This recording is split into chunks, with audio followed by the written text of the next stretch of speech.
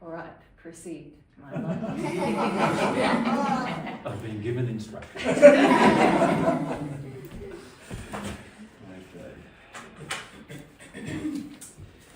Okay.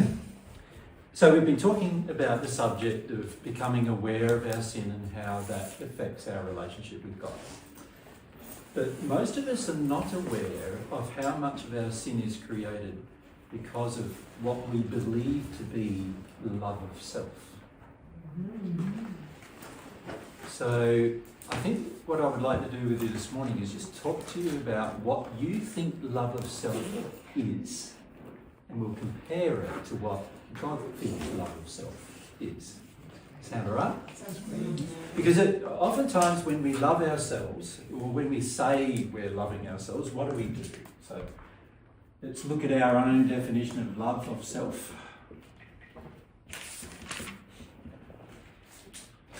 What kind of things do we do when we're saying we love ourselves?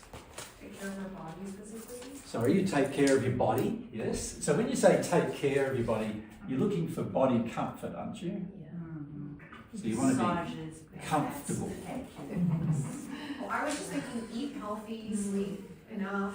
Okay, eat healthy, yeah. So body comforts include sort of eating, how you eat, how you sleep, yeah. Exercise. Yeah. Okay. So we view that as loving yourself, yeah. What else? Prioritize yourself, like be the center of everything. Okay, so you become, should we say we become self-centered? Self-centered. You don't spell center like that, do you? No. You go ER. Yeah, but it is acceptable. It is true. It is spelled. It's a missing E. It's okay. Yeah. We spell it RE. Yeah, we spell it like that. So that's English. So You don't it's- have English. The You one- have American. So one time Jesus spelling is Actually technically right. correct. Okay, so we become a bit self-centered, don't we? We go, well, and to some extent you will be, you know, you have to guide through the use of your free will. You need to choose what you're going to do for your life and make decisions about your own life and things like that, don't we? And so generally what we have a tendency, though, to do when we say we're loving ourselves is we have a tendency to put a higher priority on ourselves than on anyone else.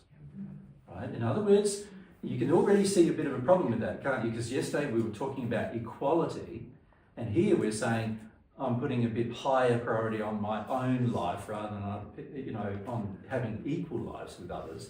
And so that straight away means that I'm already getting out of shape with equality, doesn't it? What else do we?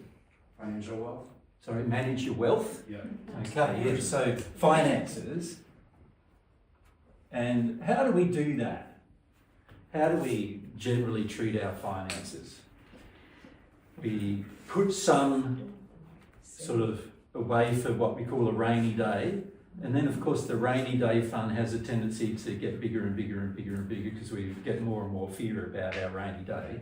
And we're worried now it's a rainy month. And after a while it becomes a rainy year. And we're stashing stuff away. So we do that, yes.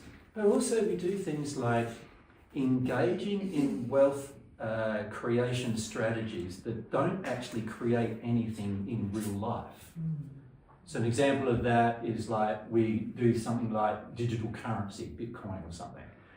These kind of currencies use a lot of resources of the earth, but they don't actually create anything. They don't create a building and they don't create a public infrastructure and they don't create anything. They're just there so we can get the money and we can go and create for ourselves. So it's a very selfish pursuit, actually, many of them. But this is what we call looking after ourselves, right? Can we say gaining wealth at any cost? Yeah. Wealth without considering cost to others. And cost to others and the environment. Yeah. So an example of that with regard to things like Bitcoin, most people are not aware that there's server farms around the world that are just being created to manage the blockchain. And they are chewing up power, like huge amounts of power every single day. There are some server farms now in the world that are like 7,000 servers in one area, and they're chewing like what you would normally use to power a small city is used to just power that. Right? And in the USA, you have thousands of these, and they're all locked away in specially controlled environments with all this security, because different people use them, and some of them are government institutions and so forth use them, and they're all locked away, and there's all this security surrounding them, but there's also all this power and energy and time and effort going into creating them. And some of them, and with AI now, some of them are so large that one AI program runs on one entire farm of like 10,000 servers. So one IO program like ChatGPT or something like that just runs on like tens of thousands of servers, and all it's doing is creating all of these things that are actually not true. They're AI, they're generated. They're not actually real things. And it's interesting, we were approached some time ago by somebody saying, oh, I've come up with a really good idea. I want to do an AI Jesus, right? Where I get all of your videos and we put them into an AI, and then the AI can answer questions about other things that you haven't talked about.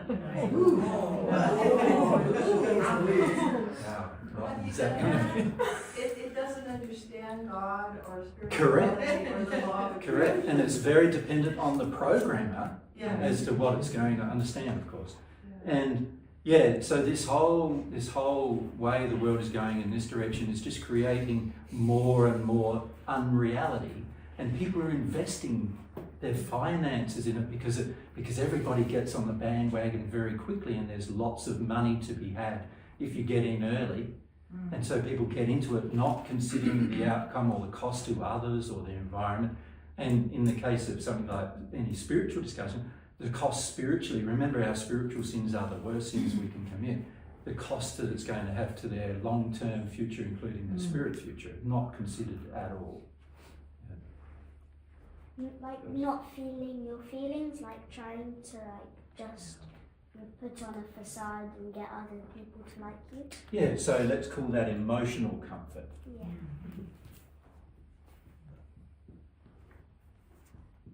There's another way most people think they love themselves, isn't it? Yeah, emotional comfort. So what is emotional comfort? What it is when I've got the option of feeling something that's really hard and I'm going to have to cry, and then I've got the option of tuning out of that, what do? I love myself, so I'm going to tune out of that. Right? When I've got the option of having to deal with something emotionally myself, or I can go along and get somebody else to commiserate with me about emotion, what do I choose to do? Go along and commiserate with somebody else. In other words, dump my emotion on them, as if they don't have enough problems of their own. So I'm just going to dump my problems on them, and hopefully they'll have a feeling like an addiction that they want to help me. And then of course, we both come away feeling comfortable now, but nothing's really been properly dealt with. Is it? Positive thoughts only. Yeah. Sorry? Emotional comfort, think positive thoughts only. Yeah, that's right. So that is intellectual comfort. And what intellectual comfort really is the desire to not be bothered by things that might trigger you emotionally. So what you do is you choose to only examine the areas of life that bring you some kind of pleasure, but don't face the truth about anything that might not bring you that pleasure. So an example of that is, what's the worst problem on earth? Fear. No, I mean the worst real problem. So forget about emotions, I'm talking about actual physical. Growth changes? No. Children. Children's the worst problem. There's 200 million of them dying every year. Every year. So now let's compare children with COVID. How many died from COVID per year? Sorry, sorry, from what? COVID. COVID. COVID-19. How many people died every year? He's got to not say that. Which year? Sorry, I just remembered. No, I'm allowed to say what I want. I know. That's right. Because I just said that, Yeah. this video is going to be banned from YouTube. But anyway. Yeah. How many died from the... About 1 million a year. How many children are dying every year? 200 million. And how much time did everybody spend on COVID? Their whole thinking and everything. Everything. How much time are we spending on solving the problem of 200 million children dying every year? Hardly any at all. In fact, we're calling it the women's right to choose, or in the case of abortion, or we're calling it the sorry effect of miscarriage, or we're calling it a lovely IVF program that causes actually the deaths of many children before they're born, that are all little souls that end up in the spirit world, that have not had a life on earth. And then of course you've got the 15 million or so children that are dying before the age of 5 every year from malnutrition, right? And none of us want to face it, how big a problem it is, right? And so what we do is we ignore it. That's what we call intellectual and emotional comfort. Makes sense? So instead of seeing the problem and recognize the problem and having to feel about the problem, we just ignore them. We do that with the environment as well. We're like, most of us for years and years and years, most people have been what I would call climate deniers, because the reality is a lot of the changes that are happening on the earth are not happening because of climate change. They're actually happening because we're destroying the environment purposefully. We are meat eating, who is destroying large amounts of the environment. So we'd rather eat meat, emotional comfort, body comfort, than we would deal with the fact that actually it's destroying the environment. And we've been doing this for years and years and years, and we just ignore it, right? And this is the problem, is we keep ignoring problems, right? And the reason why we ignore them a lot of times is because we personally feel we can't do anything about them, which is not actually true, but we personally feel we can't. And so what we do is we want to stay in a state where we're happy. And so what we do is we ignore the problems that we face on earth. And we call this loving yourself. Right? So it's self-delusion actually, but because in the end, like, you can see that if humans keep doing this, we're going to end up with an environment that barely any of us can live in. Right? And yet the majority of us also feel that as long as I've been comfortable in my country or in my life, I'm not really concerned about how other people feel in their life or in their country or in the future. People, unborn children who are yet to come to this world, how is their life going to be? We don't consider these things very much. They don't even invade our thoughts very often, these kind of things, because most of us have also learned that we get so involved in our own life and caring for our own life and making our own life comfortable, that we forget that a lot of our comfort is at the expense of other people's comfort. Right?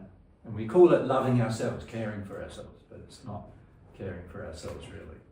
It's really selfishness. I just wanted to say, you mentioned that they're going to ban the video. Can we just stop and then start recording? No, I don't care about that. I thought just... No. Yeah, sorry, I just suddenly remembered. Yeah. I shouldn't have interrupted. Okay, so can you see already, and we could go on for a while here, couldn't we, listing the different things that we do, that we call, personal comfort. So an example of that is I'm wealthy enough to hire a nanny or wealthy enough to hire a house cleaner, but I don't, I'm trying to screw down their wage as much as possible for my own comfort. But that's not for their comfort. you know, they still need a wage, a living wage, or something where they can just live comfortably too. But I don't think about their comfort, I'm just thinking about my comfort. And so I'm finding somebody who will do the work I want them to do that relieves my feelings of needing comfort. And I do this in the guise of loving myself, but in the process, the person that I'm having this interaction with financially is actually in a worse financial situation as a result. And, you know, if you think about that, then obviously, again, financial decisions that cost others an environment, but I'm not considering how it costs them, right? So, anything else you can think of? I just did a whole bunch of hard emotional work, and therefore I deserve a reward. Okay, yes, like, Especially so what should we call that? What should we call that? Reward for good behaviour. And most of these rewards,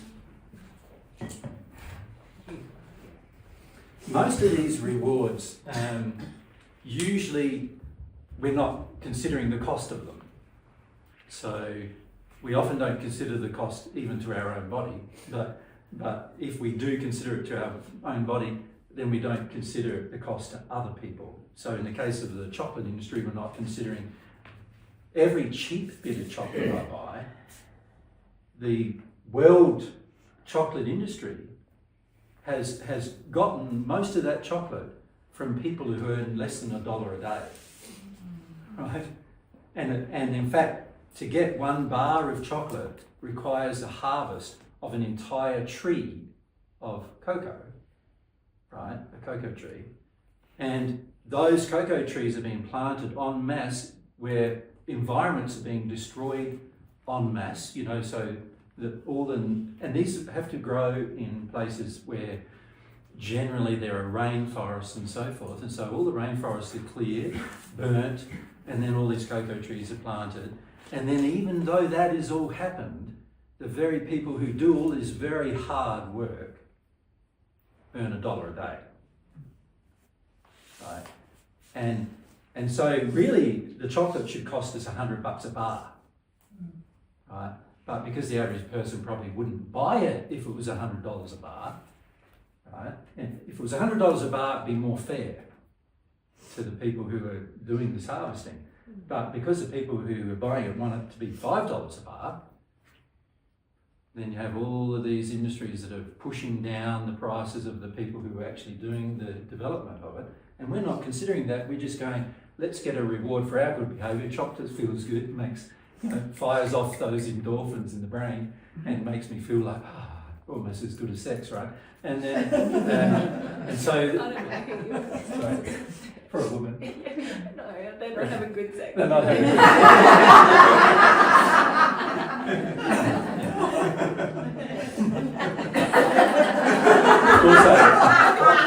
also the cost of sex is cheaper. It's free. Anyway, so but we're doing this in terms of reward, right? And so we're giving ourselves a reward, but not considering the cost of the reward. So you think of almost everybody gets up in the morning in most developed countries and they have like either some tea or some coffee. And tea and coffee have both had the same kind of industries as chocolate, in the sense that they are generally done in very, very poor countries, and generally they are all destroying huge amounts of the environment, and generally there has been mass extinctions of animals and plants and everything because of that one substance. So that one so-called one substance, which is just what we call it a natural substance, there's no harm in it, but actually there's huge amounts of harm that we're not considering. We're not considering the harm to the people who are harvesting it, in the sense that they're earning very, very poor wages. We're not considering the harm to the environment. We're not considering the destruction of the animals, you know, of everything in nature. And we're not considering the en masse destruction of variety in nature, because what we're doing is we're clearing major areas of forest and putting in one plant. Now that would be different than if you planted a cocoa tree in your backyard along with all your other trees, wouldn't it? Because there's some variety there at least, if you planted a coffee tree in your backyard. But then you'd have to harvest the thing. And for most people, that's just too much effort. We want the poor people to do that.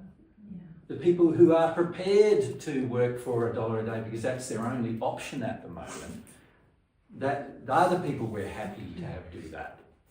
Right? And these are all ways in which particularly those of us that are thinking we're loving ourselves are actually sinning. In the moment, we're sinning. And if you think of the attitudes behind all that, or you could say the spiritual beliefs behind all of that, they are quite seriously flawed.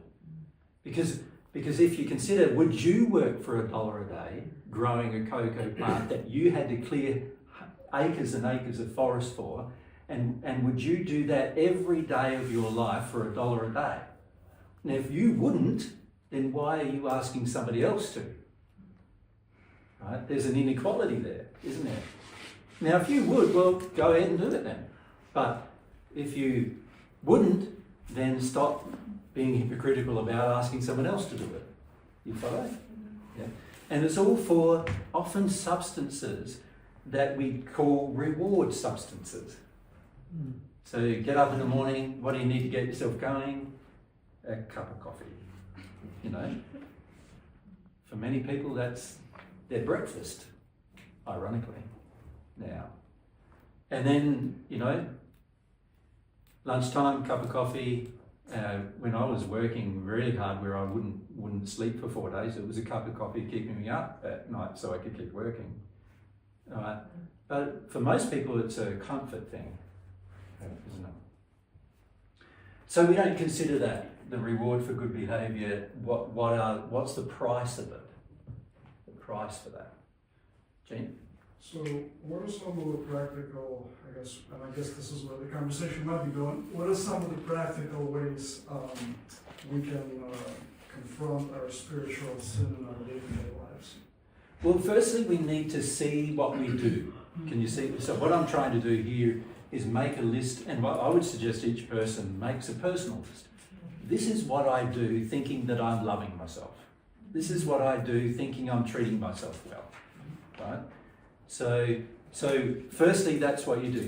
You look at your list of all the things you think are good for you, all the things you think are good. And then the second thing you would need to do if you really wanted to be honest with yourself is investigate whether they're good for everyone else. Does that make sense? So if we took it as our coffee, for example, we go, okay, I think it's good. I like it. I don't see any harm in it. Right? Is it good for everyone else? So let's look at it. We go, firstly, we're having to clear acres and acres and acres, like literally millions of acres of forest in order to have our coffee plantations that are big enough to supply the world's demand for coffee. Right? Is it good for the environment that that's happening? Is it good for the environment that you get rid of all the trees and replace it, all the different types of, hundreds of thousands of different types of trees and plants, and animals and birds and other creatures, and you plant coffee that does not support any of those things? So in other words, all of those things that were there before are now all gone. And they're gone forever. If we're not careful, they'll be gone forever. You know, there was this, we were watching a documentary, or a guy speaking wasn't it, a few days ago. He was talking about what happened in Brazil. I think it was in Rio de Janeiro. And when people started liking coffee, and which started in I think it was about the 14th century or something like that. In Rio de Janeiro, there's a lovely hill, and there's now a hill of forest that goes up to the image of myself on the top of the mountain. And there's a hill of forest, and that forest looks like it's been there for years. And it's actually called a pristine forest, but it's not a pristine forest, actually. In fact, there's barely any pristine forest left in the entire world at the moment. Anyway, this so-called pristine forest, in the 14th and 15th century, they cleared the entire hill. They had people working for nothing, going up, and many of them died doing it, of course, and they went up and they cleared the entire hill to plant coffee, right? And they actually planted coffee, but in the process of planting coffee, there was, with the forest, there was this whole heap of underground water that was getting stored in the forest. The forest was maintaining the water system of the planet and actually creating rainfall in the area. And what happened over a period of nearly 200 years, I think it was, and they eventually had a decline in the rainfall and the water in the ground to the point where now no water would come out of the ground at all over a period of 200 years. And so a couple of hundred years later, they realised this. And what they did then is they got rid of all the coffee, and then they had people going back into old remnant forests elsewhere, getting all the seedlings and seeds and everything from that forest and replanting the entire hill. And as you would expect, after replanting the entire hill and letting it generate for a couple of hundred years, the water system came back and the rainfall increased and everything else increased. Right? So they realised that, we clear it for one thing, and now even we don't get any water now as a result of it. And this kind of thing is happening all over the world, all over the world. In your country, there's these big bores that are being placed just for the sake of meat production. There's these big bores being drilled for water into artesian basins. And now, in the middle of your country, a number of your artesian basins are completely empty.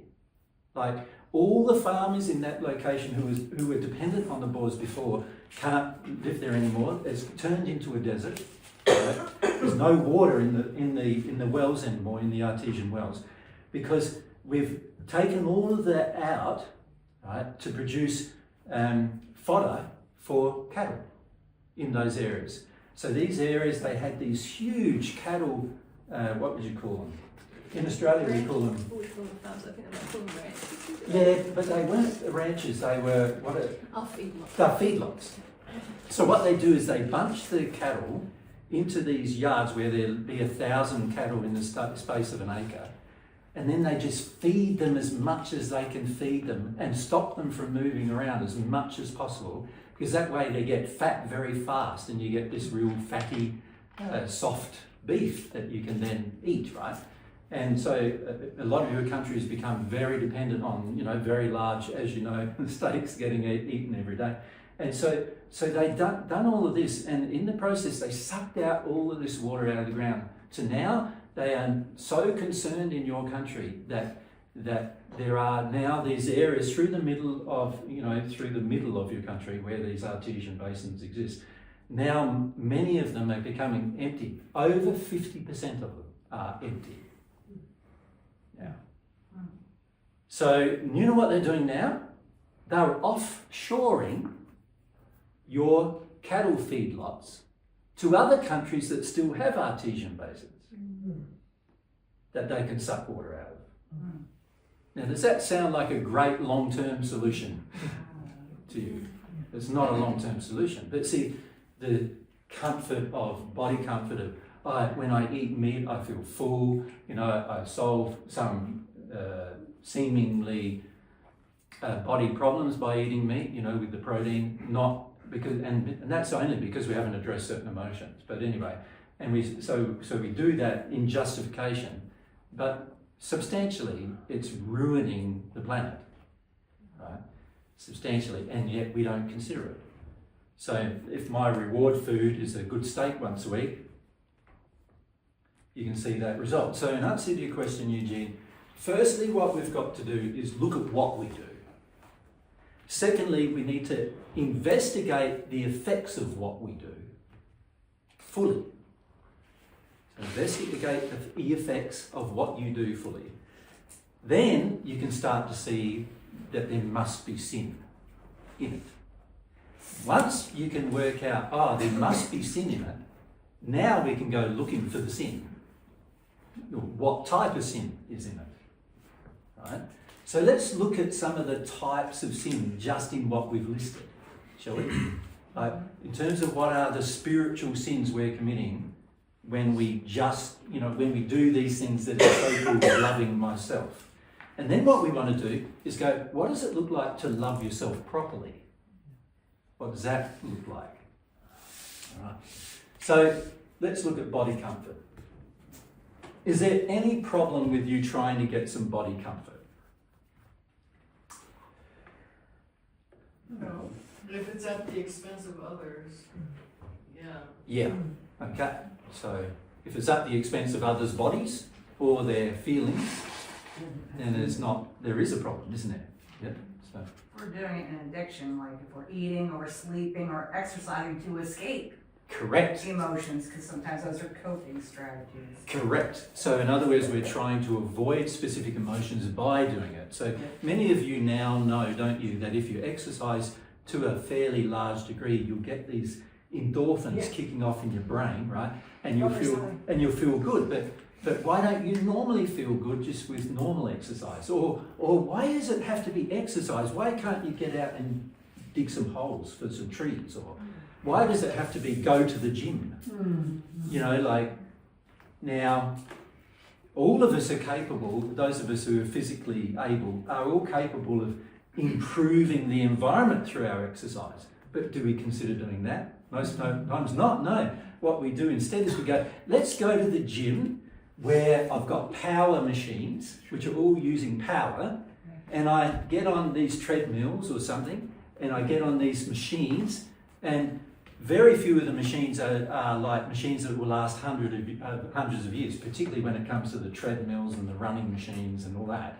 Most of them are not human driven, are they? They're driven by a motor that is using energy. So I'm actually using the world's energy to get my own system going, whereas I could actually choose to do a different form of exercise, couldn't I, that actually contributes to the world's energy or contributes to something in the world, such as like growing trees or growing food. Or you imagine this every day, instead of us doing our 2 hours or 1 hour of exercise, where we go running around doing nothing else other than running around, or we go, you know, pumping some iron and nothing else than pumping some iron or whatever, or we go running on a treadmill with nothing else but running on a treadmill. Imagine if while we were doing the exercise, there was actually a benefit to the environment. And you had, let's say in America, you got what, 350 million or 20 million or something people?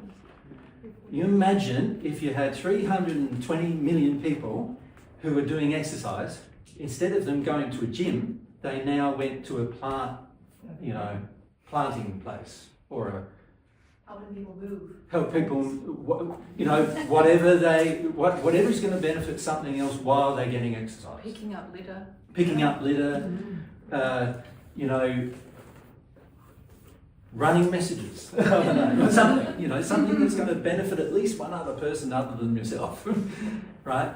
The reality is that you can do a lot of things that improve your body comfort, or particularly when it comes to exercise, that actually improve other people's lives at the same time. But we don't even think of it because we're self-centered, I suppose, isn't it? We don't even think of it. And also we're not thinking of the spiritual sin of doing something that uses the world's resources without contributing anything back to them. Right? So we're not considering that. Is it worth also mentioning the spiritual sin against sort of humility? That is actually a spiritual sin, isn't it? Yeah. When we are doing something to avoid our feelings, as we mentioned yesterday, we're going against the design of our soul. We're shutting down what should be flowing. Yeah, and we'll that talk is... more about that in a minute. Oh, okay. Sorry. Okay. Sorry. I don't want to get in my head of everybody. Yeah. No, that's all good. I'm kind of in my gear, so I was like, I just... Now, let's just go through, shall we, some of these spiritual sins. Right? So let's look at the body comfort exercise issue. The fact that I'm not considering anybody else in my exercise means what? With regard to love, what does it mean? So let's look at the love issue with regard to exercise. If I loved the environment, what would I do with my exercise? I would make sure my exercise contributes to the environment, wouldn't I? In one way or the other. Right? So So by using the environment but not contributing to any of it, I'm not loving the environment. So loving the environment, of course, is a less sin than, in terms of if you don't love the environment, than loving people. But it's still a sin. There are many people in the hells of the spirit world for that reason, because they didn't love the environment. Right? So, I'm not loving the environment.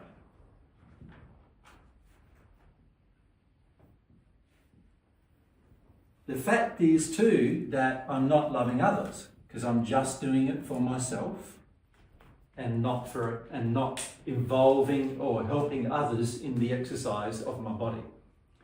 So an example of that would be, let's go and help some garbage collectors for the day, or let's go or for an hour even. Just do something that's going to be of benefit to the environment and to other people, help them in their lives. Right? The fact that I'm not considering that means that I'm committing a sin of omission. And the sin of omission is about love. And the love-based sins are the very biggest ones that we're committing. They're the very biggest. Right? Bigger than any other. Right? What about truth? In what regard am I not facing some truth here? With regard to this, just this one problem of body comfort. When do you sleep well?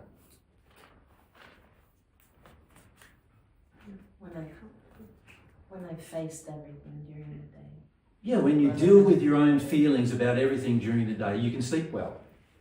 When you don't sleep well, it's because you didn't face all of your own feelings during the day. And you're worried, and you're stressed, and you're not dealing with things properly. That's why you don't sleep well. So instead of being focused on getting some extra sleep and maybe popping a pill to get the extra sleep, how about dealing with the problems you face during the day? That would be good. So the truth is, when I face my own problems, so face, own problems, I am now not dumping my problems on others or the environment. Isn't that the truth? Right? So if I have problems sleeping, then this is what I need to do, face my own problems. Like, stop using substances or using exercise to get sleep, when actually what I need to do is solve my problems to get some sleep. Deal with my problems. Right? So that's a truth that I'm not facing, and so I am actually living out of harmony with the truth while I'm trying to get sleep at any cost. Right? And so many people, with regard to sleep, they do things like, take medicine, don't they, to get some sleep.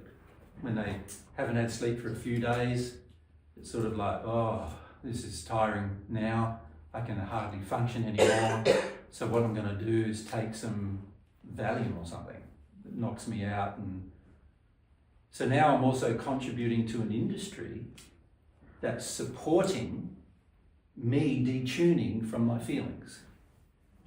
So is that, as Mary just mentioned, is that humble? What's humble?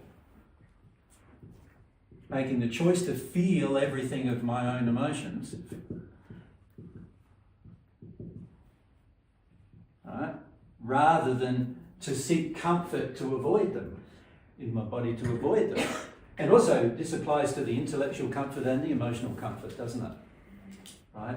So I'm not being humble. So I'm actually also failing that test of sin. Yeah? I'm sinning in that regard. What about faith?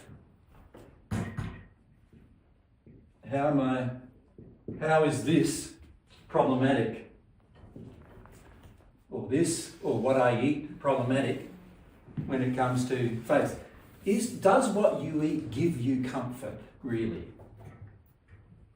What have you found?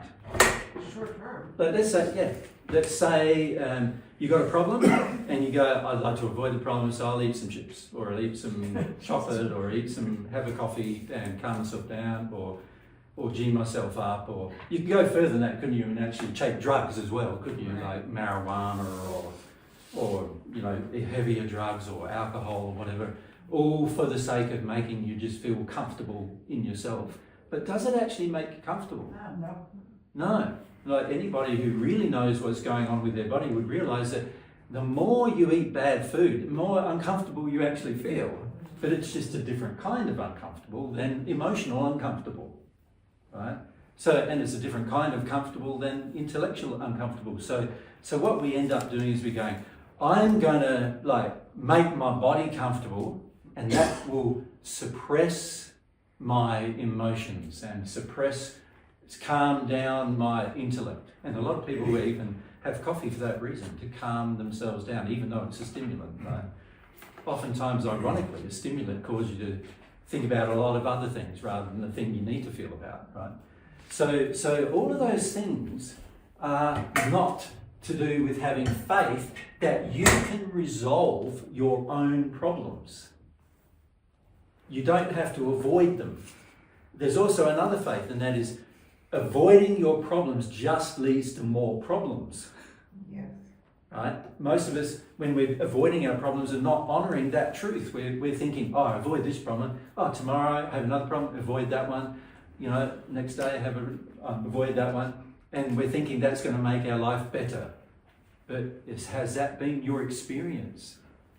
Hasn't the problem avoided, just built up slowly over time to the point where now it's right in your face and there's nothing you can do about it and there's nothing you can do to get away from it and you've got to deal with it anyway? So isn't it better to have faith in the economy and just deal with it right at the beginning rather than deal with it when you're forced to right at the end? So you can see our faith is corrupt as well. Just these things, these little things, it can show us where we've got our problems. Right? So in answer to Jean's question, firstly what you do is you list all the things you think are good. And then you investigate them to see whether they are good for everybody, not just you. And then thirdly, after you've worked out, oh, they're not good for everybody, then must be a problem. So what's my problem thinking they're good? I've got to work out what my corrupted faith is, what my corrupted beliefs are that cause me to believe that these things are good when they're obviously not. Right? Then I'm becoming aware. See, the point of this was to become aware. Once I start becoming aware, then I can start to get to the point of working through why I want the thing, what my addiction is, and all these other things. But if I'm not aware that I'm actually committing sin with these very basic issues, then how will I ever get deeper and get to the point where I'm repentant for it? I'm never going to. And so I'll continue, if I'm unaware, I will continue in my actions, and then what will happen is I'll be praying to God for love and not understanding why I'm not getting any, right? Not receiving any. And I'm going to be thinking, I'm so sincere. I'm so sincere. I almost am crying every time I'm praying for love. I'm so sincere, right? But frequently we're not looking at our sins, so therefore we are not sincere, right? And if we're not sincere, then the law, God's law about love and how it's transmitted and how it's received, is completely dependent on our sincerity. And if the law is measuring us as insincere, then of course there is no response. There's not going to be any response. And as I said a few days ago, this is the reason why most people don't continue to receive God's love. Because they're not prepared to go through the self-examination process that's required to see your own sin or become at least aware of it, you know. Once you're aware, you can now start working on why you want it, can't you? Once you're aware. But if you're not aware, you're going to think, I've got no problem. That's not a problem. So, you know, when I was raised with the first group, I think it was in Brussels, was it? Or Austria, I can't remember, about toilet paper, wiping your bottom with toilet paper. Everybody thought I was an idiot, right? So that was a general projection coming from the audience. What are we talking about toilet paper for? I came for a spiritual discussion about my relationship. And now you're talking about how I wipe my bum, and that's not connected. But it is connected, because the choices being made are unloving to something, right? And if it's unloving to something, then of course, unless we see how unloving they are, you know, we're not going to make changes.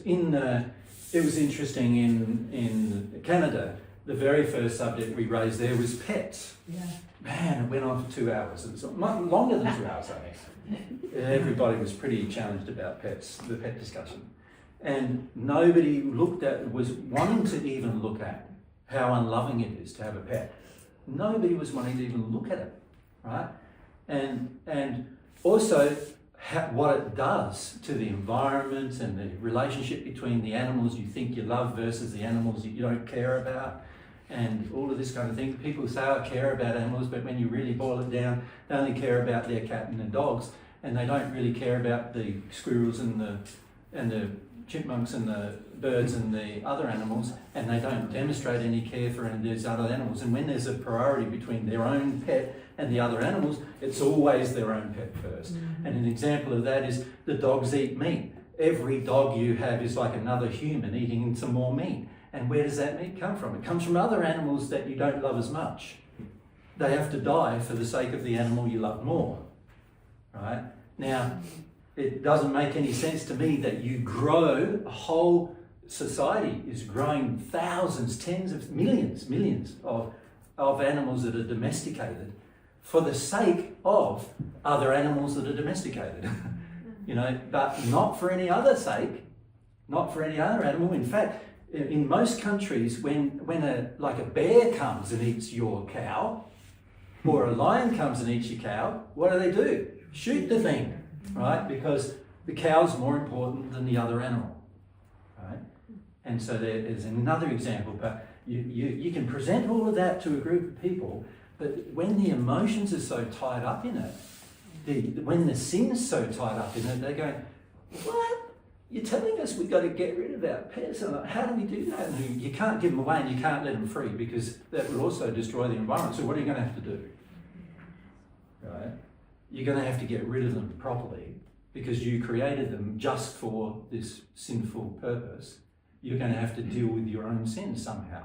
How are you going to do that? Now, when the average person hears that, so if I want to deal with my sin immediately on this problem and I want to deal with the effect, I'm going to have to kill my pets. Well, yes, substantially that's true. Right? That's true. Isn't that also a sin to kill the pets? I mean, What's worse, that your pet destroys hundreds of other animals a year, or you get rid of the one animal so that it doesn't destroy hundreds of other animals a year? And it's an animal you created just for you, just for your selfish reasons. It's not something that lives in the environment, like a wolf or something like that, that has to make its way in the environment. It's something that you're supporting. What's worse? What's worse is it better that hundreds of animals die every year just for the sake of your pet? So in Australia, it's well documented that around 186 animals per annum die every year from a pet cat. So, sorry? Yeah, one cat. One cat. In Australia, there's over 20 million, I think it is, pet cats. So if you multiply 186 by 20 million, you'll get billions of animals are dying every year, native animals are dying every year for the sake of people's pet cats. We've got an imbalance here. The problem is I'm putting my cat above 186 other animals. That's what I'm doing. There's no equality there. And of course the cat thinks it's better because you think it's better. And when I say what I mean by that is the cat feels your emotions. Your emotions are, my cat's better. And my cat's more important to me than those other animals. And so the cat, on purpose, goes and gets those other animals, kills them, brings them to your doorstep, doesn't even eat them, and just leaves them there, reminding you of how much more important the cat is to you than these other animals. You're happy to see them even brought to your doorstep, right? And you go, oh, good cat. Most people do that. Particularly if the animal being brought to them is a mouse or something. Yeah? I don't want to get involved in a conversation with pets. You see how inflammatory it is that we don't even want to look at our sin. We don't even want to look at it. It's like I say something like that and everybody's up in arms and what do I do? And you know, what's the best thing to do? Well, you've got to work out what's the best thing to do. Is the reality. You're going to have to do that because you created this thing, and the people who are having the pets have created that sin. You need to sort out your problem, and you need to solve it, and you need to solve it in a way that benefits everything. So you know, everything possible to be benefited from needs to be benefited from. Now, in my feeling is if you've got to get rid of one animal of yours to save 186 animals of God's, right, then it would be a wise decision. I was gonna support your statement. Sorry? I was gonna support your statement, just to let other people know that, another thing too, that I heard from, this film on YouTube that's free available for everyone about grounding. Yeah. They said that, most house pets usually have diseases when they live with human beings as opposed to when they're living in nature, just because of the grounding. Correct? And because of the condition Of the human is what it's Right. about. Yeah. And Yeah, and this is why many diseases that are coming about now are actually coming from domestic animals you eat. This is why they have such rigid rules about things like mad cow disease and other diseases like that. Because what's happening, actually happening there with like things like mad cow disease is they get a whole lot of offal and others, like they get meat from other animals that have been killed and they feed into the cows, right? And then people are eating that meat. So the cows, which are meant to be eating grass, obviously, are now eating meat. They're being fed as pellets, of course, right? Something that they don't recognise as meat, but it's still meat. It comes from meat. So you know, we've got on Earth, most people got no idea where their food's coming from, no idea how unloving it is. The majority of food that you find in your supermarket is unloving in one way or the other. That's why the more you eat just natural food like fruit, vegetables, nuts, you know, the more you eat that, the more you do for the environment and also for yourself and your own health, of course. But you also do it for the environment as well, because you improve the environment as a result. All of those things that need to grow regularly in order to supply food and are not consuming the things that are growing to supply food, they're actually also helping in a lot of other ways. In I think the first group last week, we talked about how a peach tree or something, you know, how it benefits the environment while it's growing every year and it's abundant. And we were talking about the issue of abundance last week, a bit about how we don't believe in it. You know, that's why most people are worried about their finances, because they don't believe in abundance. But if you look at the things God's created, all of them focus around abundance. So a tree, for example, provides fruit, nuts, provides oxygen, provides, it actually helps the soil regenerate as well while it's growing. It also helps the water, it transpires water. So actually most of the reasons why we've got things like global warming is because there's less and less transpiration occurring in the entire atmosphere. And the trees are like huge air conditioners for the planet. And we are destroying them and taking away all of these resources for the sake of our so-called our pet foods or our pets or our pet comforts, you know, fundamentally. And see, a lot of this is because we haven't investigated it. Yeah? Gene, you want to?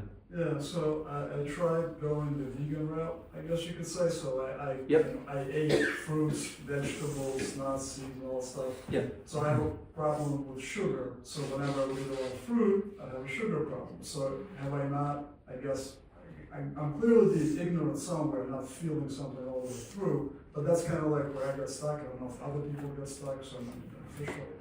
Well, can you see what happened though? You eat certain way where you're told it's more loving, so you eat that way, but we're not dealing with emotion. We just eat that way. And then when we eat that way, we get some body symptoms. And because we're focused on body comfort, we're going, oh, my body's uncomfortable now. Yeah. So what am I going to do? So what I do is I give up eating the loving way, right? Now, does that sound like the best answer to you? Logically, no. No. So rather than giving up eating the best way, how about dealing with our emotions that cause us to have reactions to things that we wouldn't, and once we've dealt with that, our whole life changes. So an example of that with fruit. a lot of fruit is not the same kind of sugar as sugar. Right? They're very simple sugars mixed with lots of fibre and lots of other minerals and so forth is what fruit is. Whereas when you have sugar, like when you have like a sugary drink or soda or something like that, it's just only sugar. Yeah? No vitamins, no minerals, no fibre, sugar only, pretty much. And a flavour, obviously. And that appeals to your senses. But obviously God made the fruit. So obviously it's got to be good for us. So if it's not feeling good for us, then there must be a reason. So the key is to then work through the reasons. Now, for many people, one of the reasons why they have fruit for a little while and then they have these reactions is because there's a lot of emotions based on grief that the fruit will start unlocking in you. And if the person doesn't want to feel their grief, what they'll start doing is they'll start having symptomatic reactions to the grief being withheld, which include hay fever, running nose, all these other sort of body type of symptoms. A hyped up response in your body sometimes as well occurs because you're worried, you're afraid of dealing with now the emotions that are being triggered by this very simple diet, right?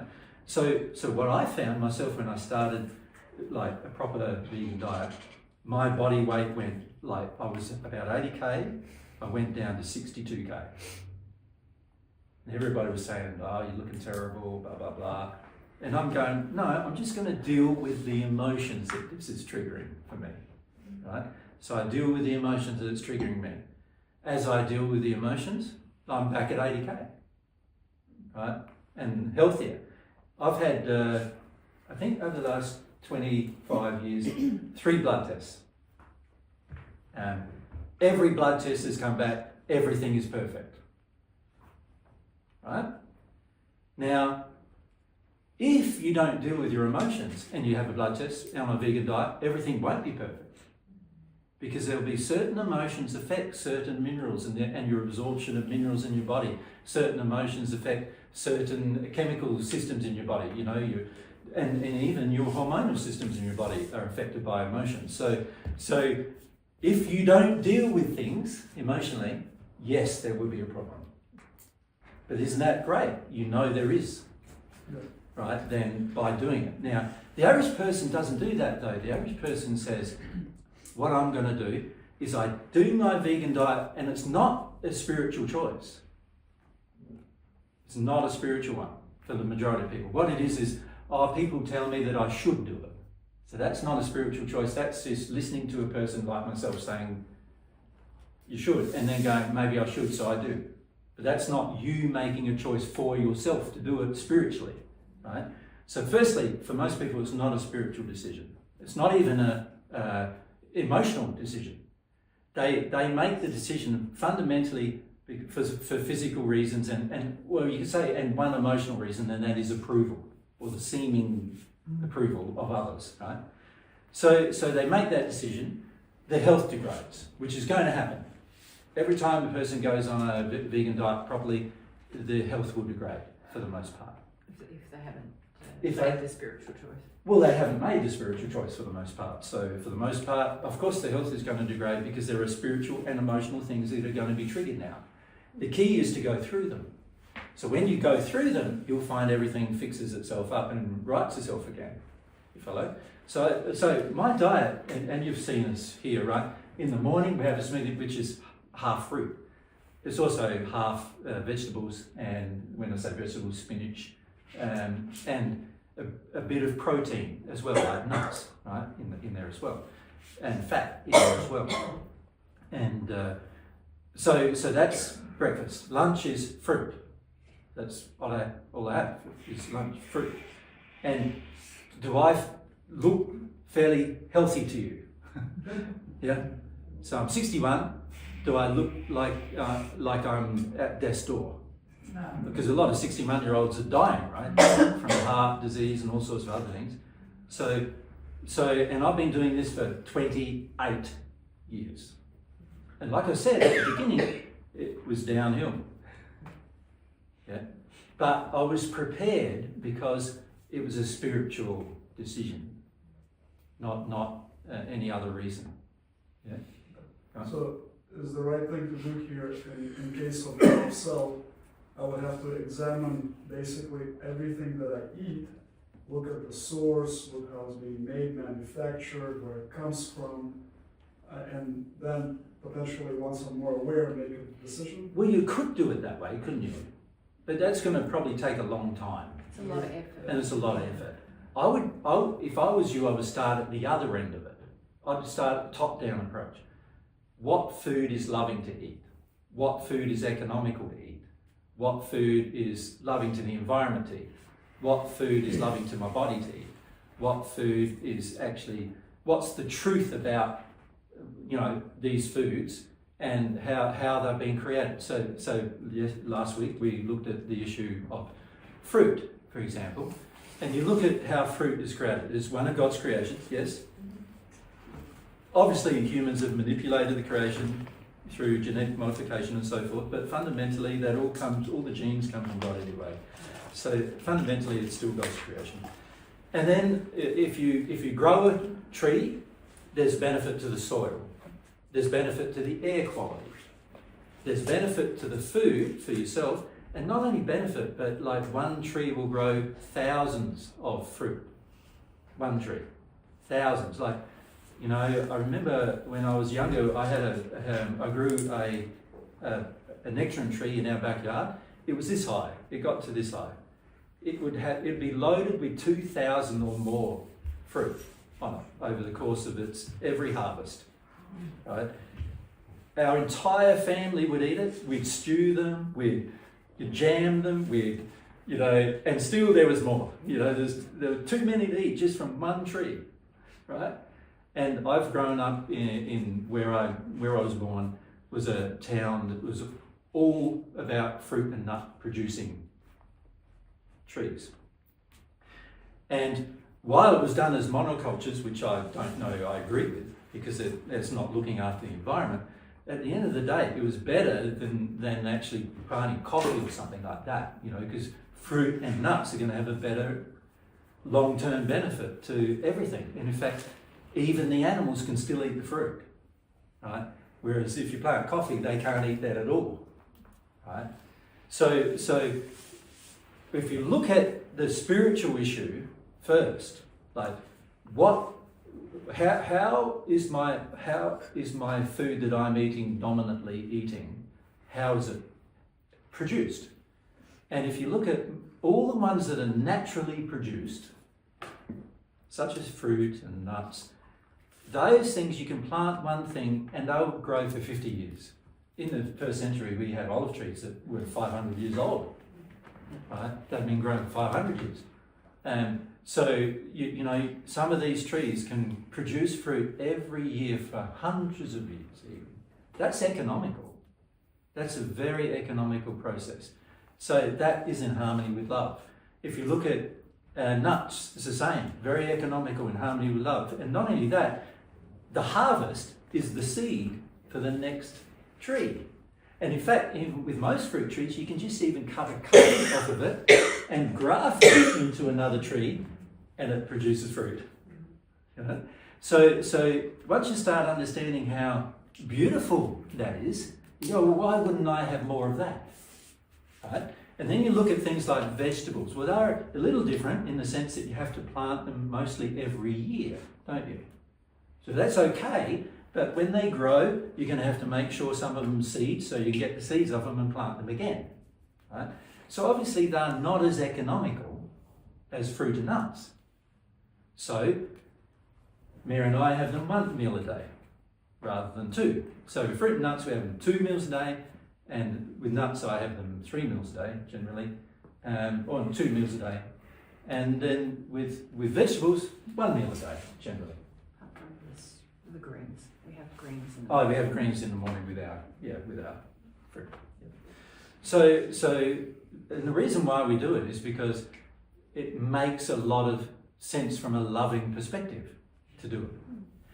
And also, I remember my life in the spirit world where we only had fruit and nuts to eat. right? And that's what we used to The eat. So, spirit world? yeah, in the spirit world. I think it goes even further than that. I think you have to decide if you want to uphold love. Do you want to Everywhere love? in your life. Everywhere in your life. And then these physical decisions become easier Easy. and they become more intuitive, I suppose. It's when you're trying to sort of Figure it out. dissect the physical Yeah. building Yeah. blocks in your life that it becomes a labour, and also from my experience, short-lived in your action. You don't sustain the action because you haven't made the principled choice that I want to love, or I want truth, or I want humility, or I want God, I want to develop faith. You know, that's why Jesus has been raising these principles so much, because that's what we aspire to do, is live in harmony with the principle. And then a lot of these things you guys ask us about, they're sort of subsequent results. We haven't sat down and gone, okay, what would be? You know, you're observing all the time, you're feeling, you're analysing not through a deep intellectual effort, just But through emotionally, like emotions. how everything feels. How does this all feel? Oh, something's off. And so I think that's a very important part of the process, and I think you find decisions easier then. So if you go to the supermarket and your whole trolley is filled with just packets of things, how does it feel? Well, It's artificial. It feels artificial, yeah. Not anymore, but yeah, I can see that. Yeah. If you let yourself feel, you'd feel it, right? Yeah. So, you know, you would then go, well, you know, this isn't right. I've got plastic wrap here and plastic wrap there and this wrap there, and that being artificially produced. And how much goodness or vitamins is each one of them? Hardly anything at all, because it's all been put together, manufactured and put together for the most part, and many of them. And then you look at the more natural products, like, for example, brown rice is a pretty natural sort of a product, right? Brown, particularly the short grain, unhulled brown rice, right? On this trip around the world, we've found it so hard to find. Now, it's just incredibly hard to find, because everyone wants to get the very manufactured ones that are a bit longer and they soften up better, and the ones that do pre-pack and they're all already boiled for you, and and when it comes to actually getting the actual thing, it's pretty hard now. And it's the same with like rolled oats or something. Sometimes we like as a snack, some rolled oats with maple syrup, right? So to make some milk, all you need to do is shove a few cashews in a blender, put a whole heap of water in, blend it. There's your milk. So you got some milk, right? Now you pour it on your oats and on your rolled oats, you know, ones that have just been crushed like that, rolled. Now, if you give it a few hours or so, it swells up, makes it nice and soft, really nice. And then we just pour a little bit of maple syrup on it, lovely, right? Lovely snack. And occasionally we'll have that, maybe once a week or something, maybe twice a week, you know. But every single one of those things are all naturally produced and also recurrent, in the sense that you can do it over and over and over again, right? But when you start looking at other processes, such as milking cows for milk, if any of you have been involved in that, and I have, like, there's a whole series of things that goes on there. Like, huge amount of effort goes on to produce actual cow milk, compared to just grabbing some nuts and shoving them in a blender when you need it. And so all of these things, now I don't want to get involved with you guys with all of these things, because what we're trying to focus on here is the real problem, which is love of self. You see, the real problem is you're defining giving yourself these things as a love of self. That's the real problem.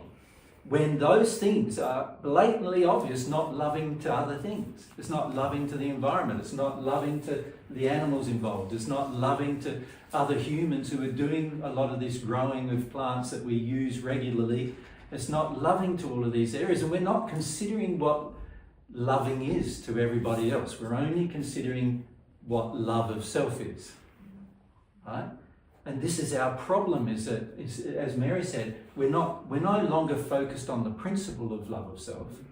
We're now focused on I believe love of self means give me what I want, when I want it, how I want it, with whom I want it, anytime I want it. That's what I believe love of self is. And there's complete flaws in that philosophy. Right? And of course we need to look at what love of self really is, which would be an interesting discussion. But can you see we can't even get to that point if we're still emotionally and physically and intellectually addicted to this concept of our love of self. Can you see? We're not going to even get there. We're going to go, and then anytime somebody makes a suggestion like, why have you got a pet? You're all angry and bitter and twisted about it, and you get all upset about it and all in a rage about it. I'm pretty sure sometime in the future there's going to be a whole internet campaign about me talking about pets, right? At some point. And me talking about, wiping your bum, and me talking about all sorts of things. And the reason why is because we'd rather attack a person than consider what love of self would do. We have so strong motivations to continue our own unloving behaviour, even towards ourselves, that we're prepared to attack other people when they're just trying to help us work out what love of self actually is. So, you know how the whole topic of this weekend is how sin stops us, our sin stops us from having a relationship with God. Yep. So, back onto the other board now. So Yep. are all those reasons. So these are all definitions of love of self that many of us have. And is that what stops us from receiving God's love? Of course, because they're all sins. So I'm wanting them. Yeah. I think it's good for me to have them, but they're actually all sins. So at some point, can you see some love will flow when I have sincere desire. But sooner or later, what's going to happen, even if a bit love flows, a bit of love flows from God initially because of my sincere desire, sooner or later, God's going to require that we look at our sin and be repentant for it. Now, when I am in this zone where I go, but this is loving to me, this is what I want, even though it's a sin. And this is the trouble with most of our sins, is we want them. Yes. We want them. We want them oftentimes with all our heart, and we put all of our effort of our life almost in getting them. You think of how much of your shopping trolley is there just to feed your sin. It's a fairly large amount, right? And so we're just not seeing our sin at all. So we're not aware. So of course the love can't flow until we're in a state of repentance about our sin. But we're not going to ever be in a place of repentance about our sin when I don't want to see what it is. And this is the trouble, is that we're not going to be in a place where we can receive more love unless we're prepared to look at our sin. Now, as I said this morning, a lot of our sin is about our concept of loving ourselves, what it means to love ourselves. And as you can see, we have a very small list. We could go for days here, by the way, because we haven't even looked at love of self sexually yet, and we haven't even looked at love of self emotionally yet, have we? What our concept of loving ourselves is emotionally or sexually, we haven't really looked at it at all. And then we've only just briefly looked at the physical things we do where we think we're loving ourselves. Now, if most of what we believe is love of self is actually a sin, then can you see that every time I try to receive love from God, God's saying, but look at all your sin. Look at all your sin. Like I need you. God's really saying to you, look, sin is your creation. Sin is complete disharmony with God's law. It's therefore complete disharmony with God's personality. Do you understand that God's law is his personality? It's what he likes. His laws are what he likes. His laws are how he expresses his nature. Right? So God's laws are at large part driven by his personality and his nature. And we're saying, I want to break them. I want to be in disharmony with them, right? That's what we're really saying. And in saying that, we're saying to God, give me some of your love, but I want to be in disharmony with it. You must go, well, how can he give you love when you want to be in disharmony with the love he's going to give you? It's pretty difficult, isn't it, for you to even receive it under those circumstances. Yeah? And this is just a follow-up question, is killing your pet a sin? No, I'm not going to ask. Well, why wouldn't you? Because that question wasn't asked in Canada either. Because it seems obviously that it breaks the like principle. But Is I leaving don't it understand. Like, I don't even have a pet, but is leaving it alive a sin? no, you can still love the animal. You could feed it Yeah. vegan food Yeah, and all but that. Can you Can I see? just- Can you see? You're not asking a question. You've already formulated in your mind what the answer is, and you're not even really asking a question now. All you're basically trying to do is say, "I'm wrong and you're right." No, it is. That's exactly what you're trying to do. Yeah. Well, I don't understand it. Like I I said, know don't you have don't it. understand it, but see, if you felt God's love, you would. Is what So I'm it's saying. okay, it's okay to take the life of an animal. If it's something that a human has created just for the purpose of its own selfish needs, the animal is trapped. The animal is trapped. It's in a prison. Okay. You will be freeing it from the prison. Now, you can free it from the prison in other ways, but you can't do it straight away. Is it not God's life though? That's what I don't get. It's like, I didn't give it life. It still has life. It's going to have it in the spirit world. Because it goes to spirit world. So it does, Yeah. it does Yeah, exist. but like, can we But it's- just cut the Yeah. idea that people love their pets? They don't love their don't love pets. their No, I pets. get that. I get that it's an addiction. I get that it's... So it's not love. Emotional Right, support. that's right. But So- looking at the animal itself and the act of actually taking the life of that animal... You're I don't already understand. not loving it. I get that. I get No, that. you don't, because otherwise you wouldn't even ask the next question. The next question is it right to kill it? That's the Right. question you're asking. But you're already not loving it. True. But So can't you see that? Unlike taking drugs, this actually has a life. So I could not do another addiction. So and does not every kill someone. animal you kill for it has a life too. Every animal you kill for your pet Right, but has a you don't- life. right, you don't need to kill the other animals. Though. Well, how's your pet going to eat if you don't kill the other Well, animals?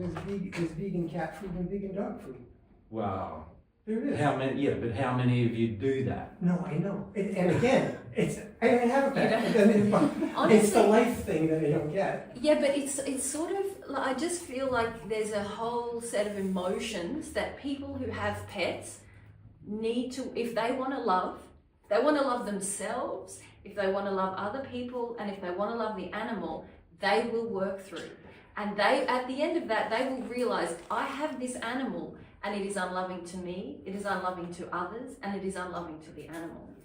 So then they make the decision. So now we've got like billions of these animals that have been created by humans. I get. They've been purposely engineered by humans. Right. They're not natural, they're not naturally occurring. We wouldn't have billions of them if they were in nature only, would we? We would only have maybe millions, but we certainly wouldn't have billions, right? The reason we have got billions is the direct result of human action. How are humans going to correct the results of their sin here? Right. Humans- It's the life thing, though. So the life is, it's okay to take that life then. Well, you need to talk to God about that. Yeah, you need to sort it out with You need to God. sort it out with God, you see. Yeah. But you don't want to, right? The average person doesn't want to. What they want to I know, just want to know the answer. no, you don't. I don't. I don't. No, you don't. Okay. Because you're not weighing everything up. So you No, don't want to know the I answer. mean, it's only that life piece that I don't understand. I understand that it's ruining the environment. I understand that we've created it over millennia. Yeah, but if you understood how much it's ruining the environment and how much it's ruining the other animals and how God feels about the ruin of the environment and all the natural animals, then you might have a different opinion, right? Well, I guess I just want to know No, you if God, don't. if God allows us to take that life. God expects you to correct your own sin. Yeah. If your sin has been creating billions of animals that wouldn't normally exist, except for humans' sake, then humans are going to have to address that at some point, right? Now, Under normal circumstances, what would happen is the animals would die out. Right. Right? God's law can take care of it. Well, no, if you didn't look after the animal, Right. the animal would die out. But unfortunately, you can't just say, oh, I'm not going to look after the animal more and I put it in the environment because it's just going to kill more other animals now. Mm. So at some point, you're going to have to be responsible for your choice of what you created. Now, the most loving choice is going to be what I'm saying. That's going to be the most loving to everything. Is putting them down? Sorry, yeah, unfortunately. Now, It's not good, is it? It's only It's one- terrible. one generation, and the problem would be fixed. In one generation. What you're proposing, the problem won't be fixed for hundreds of generations. Because if you put them out in the wild, right? Well, I'm not suggesting that. I'm suggesting like the domestic house cats, like that So- don't leave the home. Yeah, so what you're suggesting is neutering them, perhaps, No. right? No? Well, how are they going to stop procreation? I know many people that have had just house cats that they never leave the house. And I'm not saying that's the majority of them. No, it's the minority by a long way. Right. Well, So- right. Yeah, right. I get that. It's only the light piece that No, I just did not. but you're not letting yourself feel God at all. Yeah. Yeah. I mean, if the answer is that God says it's okay to kill cats, then No. kill cats. No, I don't want you to. I don't want you to feel that way. What I want you to do is ask God what the feeling is. Feeling. Yeah, Yes. yeah. Because if you can feel God's feelings on the matter, He has some strong opinions. He always has strong opinions, right? And if you could feel them, then you would know what to do. But see, you want to be told what to do, which is not the same thing. You want somebody else to be responsible for working it out with God, and then you hear from them what the answer is. And that's not what I'm suggesting here. I'm saying you've got to work it out with God. And the reason why you can't is because of your own sin. And this is the challenge that Jesus and I face when we talk about God's truth with people, because sin wants finite answers, and it wants comfort, and it wants definitives, and it wants reassurance for sin, and it wants all these things. And so when we come out and talk to people, one of the reasons why Jesus has really wanted to focus on principles on this trip is because we're trying to direct people towards their relationship with God and the very blocks that prevent them connecting with God and God's feelings. Because the reality is sin has made life on earth complicated. It doesn't have to be, but because sin fights for itself, everything becomes a complex issue. And So you fixing your sin is going to be a complex issue. You And- repairing the damage of what you've done is going to be a complex issue. And if we even talk about making cashew milk and having oats and killing cats and all of that, everyone then sort of goes, right, that's what like Eugene said. He said, I did this thing and it didn't work out. You want the rules to be determined by somebody else who has a connection with God, telling you what to do. That's not going to help your connection with God. And that's so important that you grasp that. We're not trying to give you a set of rules. We're trying to sort of So show inspire you what's sin. Yeah, and say, look, have you felt about this thing? Have you felt about this thing? Have you felt about this thing? Because all of those things are blocking your connection with God. And once you create that connection, it's going to be a lifelong relationship, an eternal relationship in which you learn and grow and change your actions, change your feelings continually. And I understand there's not a lot of trust in that process yet. And that's why there's a strong demand for tell me exactly what to do. Which is out of line. Yeah. But that's what Jesus was talking about, was that yesterday morning, about demands. It's a panic. It's and when we have strong feelings, the best thing to do is to have those feelings and pray. And if you still have questions after that, well, you probably after that won't have as many questions, as other feelings and other realizations, and it's sort of a deepening thing. But let's face some truths. The way humans have treated domesticated animals for millennia, it's cruel. It's very bad. You're perfectly okay with the cruelty, but not ending it. Having a pet is cruel to the pet. It's cruel. it's restricting its life. Imagine putting a cat who's meant to roam in the, like, and by the way, these cats are manufactured cats, not like cats that are wild, like what do you have here, bobcats and panthers and, you know, mountain lions and things like that. Now, those kind of animals have obviously learned how to survive. These animals are completely dependent on humans for survival, and also the humans themselves are restricting the operation of the animal to have, and it's just for the human, so the human has something to pat at night and not feel lonely. Right? It's not for the sake of the cat. The cat would like to procreate. It would like to roam. It would like to experience it. When I say like, it doesn't have a sense of itself, but it's been instinctually created to do these things. And you're putting it in a prison called home. And you don't see it as cruel. You don't, and so to my mind, if you got that and you got death where you free the spirit body of the cat to roam, I can see the more loving choice. The more loving choice is to free the cat so it can roam. What you're doing to it is cruel. But see, we don't see it as cruel. We think of it as just having a pet. Right? It's the same with domesticated animals such as goats and sheep and all those kind of things. Now, sheep probably a bit different than others because sheep also have wool, which has to be shorn at some point. And of course, you know, the way they're being bred, you could shear the sheep and there'd be some benefit, and the sheep is still able to roam. It's able to at least roam in a paddock at least. With the cat, it's in the, if you're going to be loving, it's going to have to stay in the house.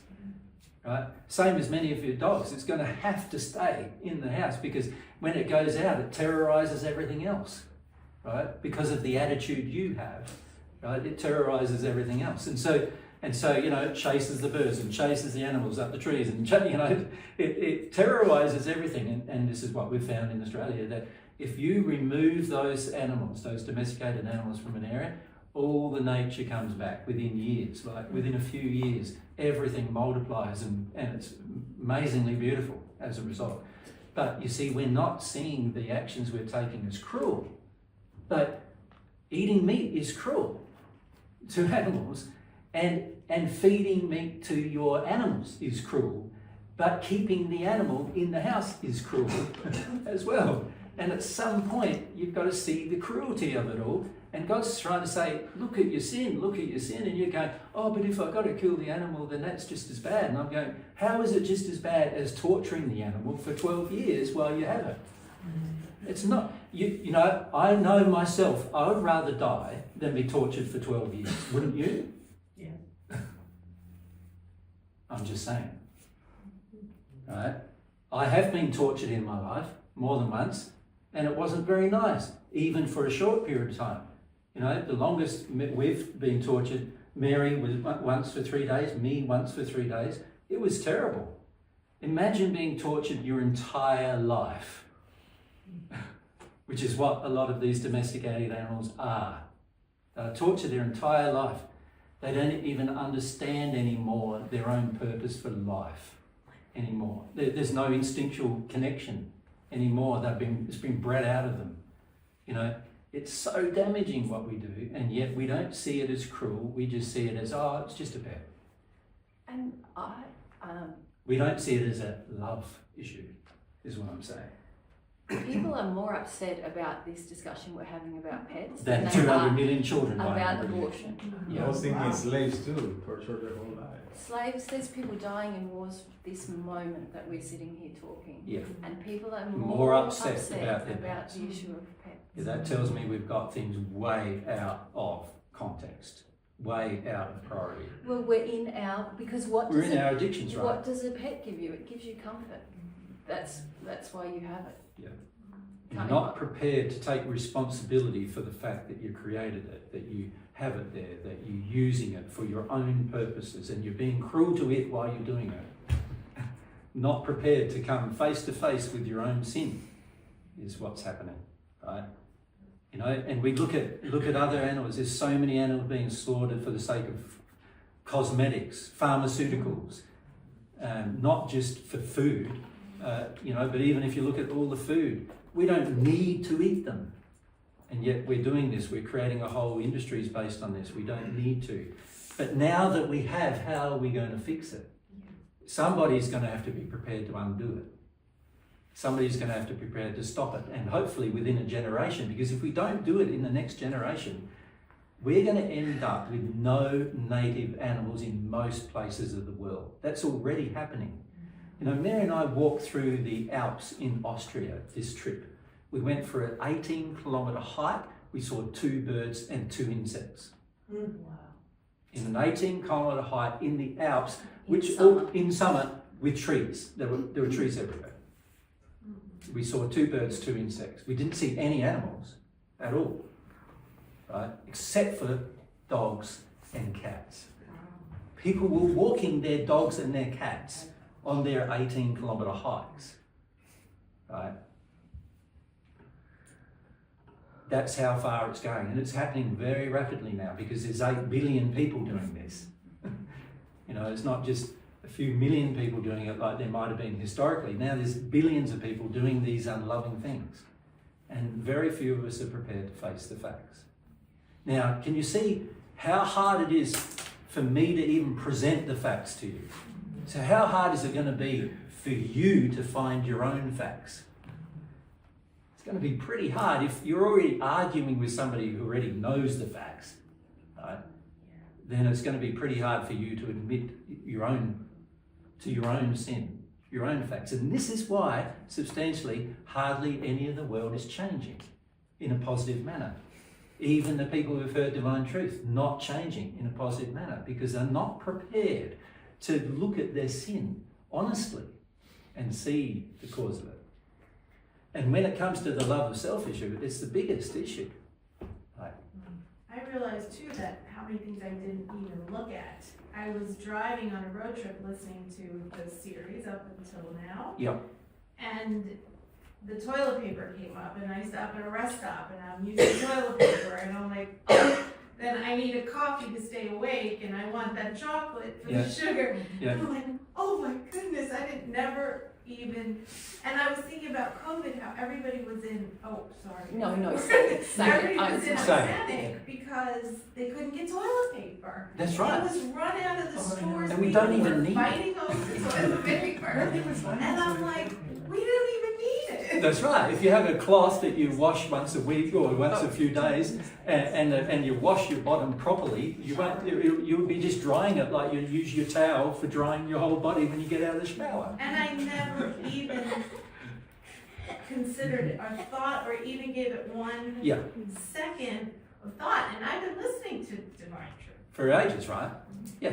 So, and this is the problem we find is that most people are not prepared to examine their daily life and see, here's a sin, and here's a sin, and here's a sin, and here's a sin. But they say, to receive God's love. And I'm going, well, it's not a very honest, sincere desire to receive God's love if you're not prepared to examine where you're living your life out of harmony with the love you're asking to receive. Right? And even on the pet thing, when my dog died, and my dog was with me through a very difficult period in my life. Yeah. I wept because I felt how much pressure I put on this being to support me. Yeah. But if you think about it, and I was like, what the heck? This was all for me. Yeah, most pets, if you think about it, most people who have pets, when the pet dies, there's more tears in the household for the pet than there is for somebody down the road dying.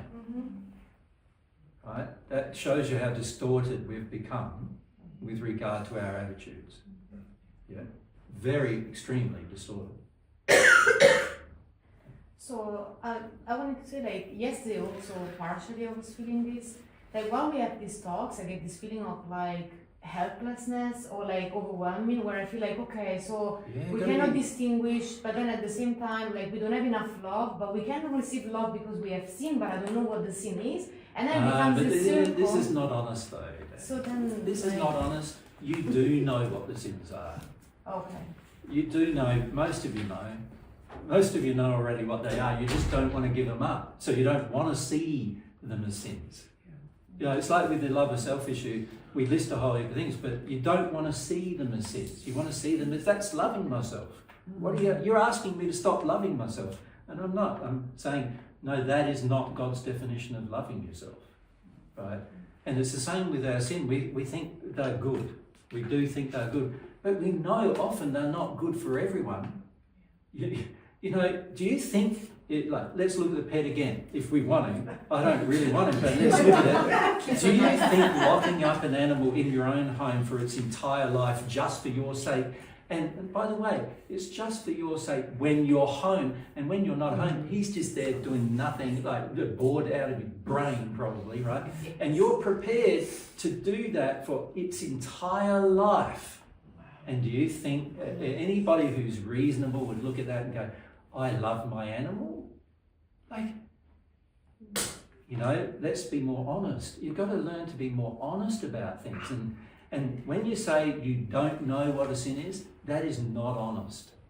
Like, God's totally willing to tell you the conscience can be fully functioning. You can be open and ask, and you'll receive plenty of evidence. The law of attraction is already trying to demonstrate through your life what is true. So we can get the answer even while we have an existing wrong belief, we can still get an answer from the conscience. Correct, yes, yes. In fact, that's going to be your whole That's going to be your main way. Was it in this group or last week that you opened about sincerity? Is that correct? Is that last week? Well, we started in Canada probably. Yeah. But you know, God can't require perfection of us because you're not perfect. You're not perfect. Yeah. But God requires sincerity. Yeah. And when you're sincere, this opens you. You want to find out. It's like literally like a gate is closed inside of you when you fight for your sin. Yeah. And when you're sincere, you don't have to know all the truth about the sin or have gotten rid of all the sin, but it opens you. It opens you to God's opinion, to God's love, to God's feelings, to God's truth. And then the sincerity itself is like a thing that pulls it open. You're opening this up inside of you. And then change can happen. You can receive God's love in that sincerity process. Yeah. A lot of times what we want is to stay closed, fight for our sin and get God's love, and get God's love to convince us that it's worth giving up the sin, and then we might give it up. Yeah. But we're like spoiled children who just want what we want from God, but are not prepared to actually look at our own behaviour being bad in any way at all. And we're like spoiled children who want to be told, you're all right, you're great, oh, you're fantastic, everything's fine. You're doing your best. I'll give you some love. That's how we want it. And we don't want to look at the truth, right? And that's the problem, is that we're not facing truth. Now, when you're prepared to face personal truth, the conscience becomes open. When you desire personal truth, the conscience becomes open. You'll see areas that you never even thought of before, and you go, oh, I can see I'm doing something wrong there. I can see I'm doing something wrong there as well. You'll see them clearly, but you'll only see them clearly if you're sincere about your desire for truth. And this is the main problem we have. Most of us aren't. You know, Mary and I experience this every week we visit with people. It's like they say they want truth. We tell them something. Oh, bang, it's like everyone's upset. You know, why are they upset? If they were sincere about truth, they would love it. They wouldn't be upset. They'd love it. So if you're upset, then it means you didn't love it and you weren't sincere. Like, if you're all emotionally challenged, well, that's the reason why you weren't sincere. Because there's emotional challenges in that, you know. And then you could be humble in that process and go, oh, this is sin fighting for itself. This is what it feels like. Remember I said on Friday I gave you some homework and I said, what does it feel like to have sin fighting for itself? Well, what you're doing now, many of you, is exactly what it feels like. It's exactly what it feels like. So remember the feelings, So because you're going to have this We just did feeling. our homework. And you're going to have this feeling at different points in your life when we're not here, you know, and you go, oh, this is me when I'm really fighting for something that I want to hold on to that's not necessarily all these justifications. Yeah.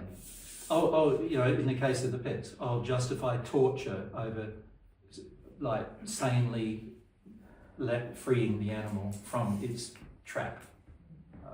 That's what I'll justify. And I'll justify that for its entire life. because my sin wants to justify it. And I'll justify the fact that now there's billions and billions of animals that are being created just for humans, no other purpose. Every cow on this planet pretty much now, instead of roaming free like a wild buffalo, which is what it was intended to do, right? Yeah. That's, you look at what did we do with all the wild animals? Like wild buffalo, how many of them are there? Yeah, not a lot, right? And in Australia we have these big wild buffalo too, different than your buffalo, and I think they're nearly extinct. Right. Yeah, in the Northern Territory. But so in the when we're doing this, we don't care about those animals. We're just caring about this animal because it gives me, I can eat meat from it, or my dog can eat meat from it, or my cat can eat meat from it, or I can keep it trapped for its entire life and make me feel good about trapping it for its entire life because I can pat it every night. It makes me not feel alone. It makes me... So in other words, it helps me avoid a whole heap of emotions. Some of which are physical comfort, some of which are emotional comfort. And I'm prepared to engage cruelty for the sake of that. Right? And we are. Like I said on Friday, we are prepared to murder our own children for the sake of comfort. That's what abortion is. You're prepared to do it. We're prepared to demand against children for our own comfort, which is what a miscarriage is, right? We're prepared to do it. We don't understand what we're doing frequently. Nobody's ever told us what we're doing, but we are prepared to do it. And we are, if you look at like miscarriage, 100 million children die every year from miscarriage on the average, right? Every year. There's 100 million new children arriving in the spirit world every year who have never experienced really a life on earth. And the reason why they die is because of the projections coming from their parents that they are going to satisfy a role. And the child can't bear the role, and so it passes, right? That's why it passes. Now, nobody tells you that because nobody wants to hear that. Right? Nobody wants to hear, what they want to hear is, I'm desperate for a child, I'm desperate for a child, give me a child, put me in the IVF program, give me a child, They're not looking at why these things are happening. God created a perfect system, it's been destroyed by human feelings, by human emotions, and yet we're not looking at why it's happening. And we're going to have to be much braver than that.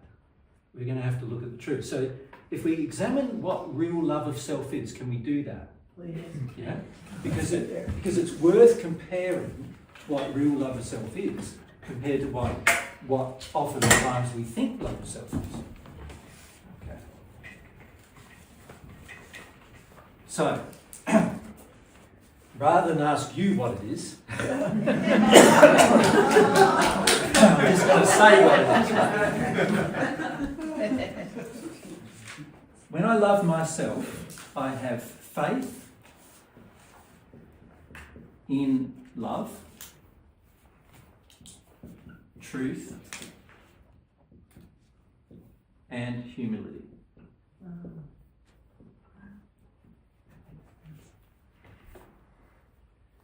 So, what does it mean to have faith in love? What does that mean, do you think? In God's version of love. Yes, but what does it mean to have faith in it? Oh, to know that it's possible to learn what it is. Not possible. You know that love fixes everything, heals everything. Love fixes everything, heals everything. Yes. Yeah, but you see, how many of you feel that? See, if you look at your real feelings, most of you feel, let's look at romantic love. What do most of you feel about it? It's a pretty topsy-turvy, like tricky, difficult thing, is what most of you really feel. What did you say, Teddy? It hurts. It hurts. Romantic love hurts. Yeah, love hurts. There's Yeah. a song about So the average person doesn't have faith in love. They feel that they have faith that love hurts. Yeah, that's true. Love hurts. This is where these songs come from, isn't it? Yeah. They're all saying how bad it is and how gut-wrenching it is, and it can be so good one minute and so bad the next. Love can't be ever bad, you understand? So if it feels bad, there's something wrong with your love. But is it the love or the expectations that as humans we have? Of course, it's the addictions. Remember, expectations are our addictions. It's our addictions of what we believe love will give us, and not getting them, that hurts. That's what we think hurts. But love never does, ever. Even if someone you love leaves you, it doesn't hurt. Right? If you love them, how can it hurt? Right. You can love them and let them go. And Sorry? if you truly love them, you can even let them go and still. Well, you say let them go, but No, that sounds right. Yeah. that had a tendency to suggest that you owned them in the first place. What I mean is, most humans, when we love somebody, if we lose them, we hurt because we thought that somehow they supposed to stay with us. But when you truly love, you're not even expecting them to be with Well, you. yeah, you want them for a role, just like you wanted your pet for a role. Right. Basically, fundamentally, that's what most of us believe love is, right? But it's not. Like the person you love doesn't have a role.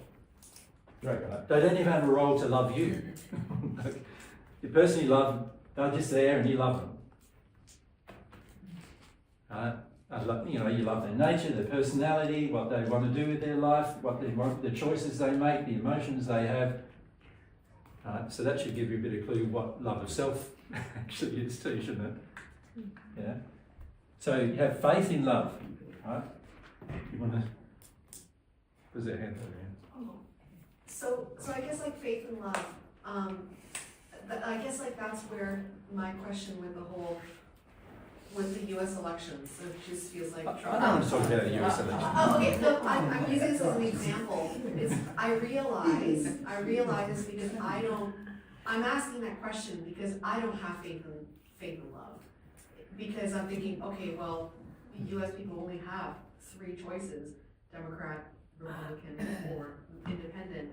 And if I were a U.S. citizen to choose an independent, because I feel like it's the more loving choice, I feel If like... you had faith in love, you wouldn't probably choose any of them because none of them are loving. Yeah. But that's probably is all I need to say on the subject. Are any of them loving? Are any of these people loving? Most of them got into power through lots of manipulation, control, a lot of misrepresentation of facts, misrepresentation of truth. Are any of them loving? So why are you voting for someone who's not loving? Because it's the worst, the best of the worst. The lesser of evil. The lesser evil. There's no such thing. It's like if they're not loving, it's evil, right? So if you feel you're loving, you become a representative. But how are you going to do that? And are you going to put yourself through that? Are you going to do that? Are you going to, most of us won't do it because we want somebody else to do it for us. Most of us don't want to take personal action. We want somebody else to take the action for us. This was inbred into us in our childhood, where mummy and daddy fixed all of our problems for us. And so now we want a politician to fix our problems for us. The biggest problems you face are not what political leader you have. The biggest problem you have is the sin that's inside of you. That's the biggest problem you have. So, honestly, the election, whatever election it is, pales into insignificance compared to the biggest problem inside of you, which is the sin that exists inside of you. If you're not prepared to address this sin inside of you, the net result is going to be a sinful environment that you have created and participated in and support. So unless you fix the sin inside of you, nothing's going to get better, right? You can't expect to get a politician to make things better when you're not willing to fix your own sin. It's hypocritical to ask him to fix everything that you have created with your sin. Why don't you first fix everything you've created with your sin in your own life, and then you might be able to, without any hypocrisy, ask somebody else to participate in the same process. But see, most of us don't want to do that. What we want is we want someone to rescue us from the pain and suffering of our sin. Right? So in other words, we're not prepared to address and properly and permanently address the problems we face. And that applies whether it's a pet or a baby or a life or a what food we eat, we're not prepared to make the proper decisions and the choices that we need to make that are loving, that would bring about change. And yet we project at our politicians that they should do it for us, but frequently they are people who are hungry for power, so they are often the worst kind of people when it comes to love. Because they are hungry for the power over others, they're hungry for domination of others, they're hungry for the adulation that comes from being the president or whatever. They're hungry for it, otherwise they wouldn't be there probably. But if we all had the focus, I'm going to fix my problems first, and I can do that, and I don't need a government to help me do that, because my problems are inside of me. No government's going to fix them for me, because all of the current pain and suffering that I experience in my life are resulting from the problems that are inside of me. Now, if I just get someone external to me, whether it's a partner or a friend or a therapist or a government to try to fix my problems, they can't, because the problems are all inside of me and I'm going to have to feel them and fix them. Right? This is a basic fundamental principle of self-responsibility, which is actually an act of love of self. You see? If I love myself, I'll be responsible for myself. I won't expect anyone else to be responsible for me. So should we write that on the board? Yes. It's not number 2, by the way, because there's a lot before we get down there, but I won't number them, because let's look at the real thing I need to do is be self-responsible. That's a loving act. Self-responsible means self-responsible. That means responsible for my emotions, my beliefs, my sexual feelings, and my physical welfare. So, in other words, responsible for everything in my life. I am responsible, nobody else. No government, no religion, no God is responsible for those things. I am responsible. Right? That's what it means to love myself. I am responsible. I can handle everything inside of me. I can handle everything. So if I have faith in love, for example, and I'm self-responsible in love, I don't expect anybody else to love me. What I do is I say, I am going to love myself first. I am going to be responsible for loving me, and that lets all you off the hook for loving me. You don't have to love me, which is appropriate, given that love is a gift, isn't it? By me loving myself, I'm saying to you, you don't have to. And when you do love me, one day you might, and when you do, I'll think, oh, that's wonderful. That's a lovely gift. But I won't expect it. Right? If I love myself, I don't even need it. I don't need it from you. I just would love to have it. Does that make sense? In other words, I long for it, but I don't need it. Right? If I love myself. So if I'm self-responsible in truth, I don't wait for somebody else to tell me the truth. I look for the truth myself. And I go and find that truth myself. And I'm diligent finding that truth, if I love the truth. And I do it because truth sets me free. So without the truth, I'm trapped, I'm in a cage, I'm restricted, I'm controlled, I'm fundamentally not myself anymore. I'm the being of somebody else's creation if I don't know the truth. So seeking truth should be a very fundamental desire that I've developed, that I want to know the truth. And of course I need to start with the truth about me. If I love myself, I start with the truth about me, where I'm at, what I'm doing, what are my sins, what's my personality, what's my nature, be that. Right? To love myself, I have to be humble. What does that mean? It means I mean to love my emotions. So if I love my emotions, so let's just write that down. What will I do? Let them flow. I will let them flow when they're there. I won't stop them, control them, functionally try to deny them. I won't try to zone out of them, try to make out I don't have them. I will love them, and which means being compassionate towards them as well, doesn't it? So you're going to have some bad emotions, and sometimes those emotions are going to feel bad, and you're going to have some compassion for yourself. And nobody else has to have compassion for you, by the way. You need to learn to have compassion for yourself, right? If somebody else has compassion for you, well, that's an act of love on their part, which is a gift, which is wonderful, but they don't have to, right? You need to learn to have compassion for yourself. You need to have your feelings and go, wow, that feeling was really bad, but I'm going to have it still.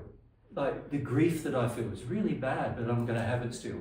The shame I felt was really bad, but I'm going to have it still. Oh, that joy, that was really good. That was worth having. And then, oh, that sadness, that was really good too, because as it passed through me, it passed out of me and it's gone, and then I'm not sad anymore.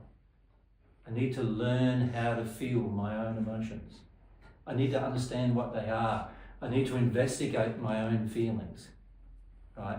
So, so now if I took medication to suppress my feelings, I'm not investigating my feelings anymore. So that's not an act of love of self. If I share my feelings with other people, well, now what I'm doing is I'm expecting other people to be embroiled in my feelings. That's not loving to them or to me. They don't have to be embroiled in my feelings because I need to learn how to have my own. So, like when you notice all the people who, when they go on a holiday, take a camera with them, and all they do is click pictures everywhere they go. Right? Everybody's got to line up another picture, another picture, another picture. And why does all that happen? It's because you're not prepared to have your own experience while you're there and then remember it later. Right? That's because fundamentally most of us are so detuned from our feelings and also our memories that we need a picture to prod our memories. Right? And the reason why we need that is because we don't love ourselves yet. Right? If we loved ourselves, you'd want to be in the experience without any hanging devices off of you. Do you know what I mean? Like most of us have got a watch on our wrist or a mobile phone in the back pocket or something, right? And you're going for a walk or something, and you've got all these paraphernalia attached to you. How good does it feel? It doesn't feel great. You whack, these things are bashing on you, and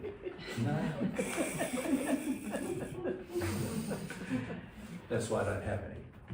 Because you're not in the experience when it's like that. You're avoiding the experience, right? So when you love humility, you love your experience. You love what your senses are telling you. So let's say you've got a sore on your body. You're not hating it, you're loving it because you understand it's telling you something wrong, right?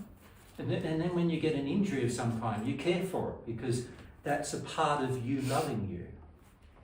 Right? You don't ignore it and stoically go, I'm tough, I can handle it, You don't do all of that. You care for the problem, for yourself. That's loving you. Yeah? When you look at the areas of truth in particular, love and humility, when you look at all of those things, most of us have no idea what it means to love ourselves. And yet we think we know what it means when somebody else loves us. How strange is that? We don't know what it means to love ourselves, and yet we think we know what it means for Mary to love me. But I don't know how to love myself. How do I know when she's loving me? Now, if she's telling me that I must feel my own emotions, and I'm getting angry, I'm saying, why aren't you listening to them instead? Why can't I share them with you? Right? Then fundamentally I'm saying, I don't want to love myself by being responsible for my own feelings, but I want you to. And isn't that an act of hypocrisy? I'm expecting somebody else to do something for me that I'm not prepared to do for myself. Isn't that hypocritical? Of course it is. Right? So this is a problem. When it comes to love of self, if you look at the fundamental principles, remember we've listed 4 principles, and most of us think, I understand that. Why does he keep harping on about those 4 principles? And the reason why I do is because most of us have no idea how to apply them in our personal life at all. Now, if we look at love or faith initially, because faith is what drives a hope for your future. It drives you to do things in your future. So if you don't have any faith in love, you're not going to seek love in your life. You're not going to seek God's love. You're not going to seek romantic love. You're not going to seek friendships, friendship love. You're not going to seek all the different types of loves that are available to you. You're not going to seek for them because you don't have any faith in them. You think, they all hurt me in the past, so, and because I've got all this hurt that I'm unwilling to be humble about, which, by the way, is an act of love to yourself, to be humble of them and let them go, because otherwise you're carrying them around for the rest of your life. And for as long as you choose to carry them, they will remain. So it's not just the rest of life on earth. If you choose to carry them for another 200 years or 300 years after that, that's how long they're going to be there, harming your life, right? That's a very unloving thing to do to yourself, right? To yourself. So to love yourself, you're going to have to learn to love your emotion, love the truth, love your emotional truth even. So even though you know it's not God's truth, you go, wow, I am real angry with that person. I've got to, in that place, have compassion. Go, okay, I'm real angry. I've got to learn how to love knowing that, because if I know that and I see that, now I can maybe do something about it, right? But if I don't love knowing that, I'll go, I don't deny that. I don't want to hear that. No, I'm good. I'm okay with everyone. That kind of feeling, right? And that's not loving yourself, because you're not being honest with yourself. The very worst person that you can be dishonest with is yourself. Right? It's not an act of love of self to be dishonest with yourself. It's far better to be honest with yourself. Then you know things about yourself, and anything you don't like, you can change. Right? But if you don't know, and you don't know what the truth is, then how do you know what to change? If you don't like it, you don't even know that you have it, let alone whether you like it or not, about yourself, Oftentimes the person we're scared of the most is ourselves. You're scared of the feelings you have, the emotions you have, the desires you have, the beliefs you have, the feelings that are triggered by those beliefs that you have. And often that's the very person that you need to accept first, is you have those feelings and you have those beliefs and you have those desires, and let's get real about them, Is there a song that goes, let's get real? Let's make one. We have to make one, won't we? So, It's let's get loud. Yeah, that's there's let's get loud, and then there's let's get physical, and then there's let's get... I don't know if one called let's get real. So, to come face to face with sin, you're going to have to get real about everything. And if you think about the principles, faith, love, truth, and humility, the way you love yourself is by practicing those principles for yourself. That's the primary way you will love yourself. Right?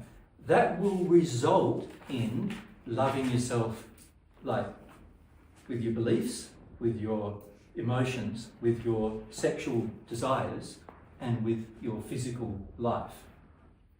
But if you start there, it'll permeate down into your life.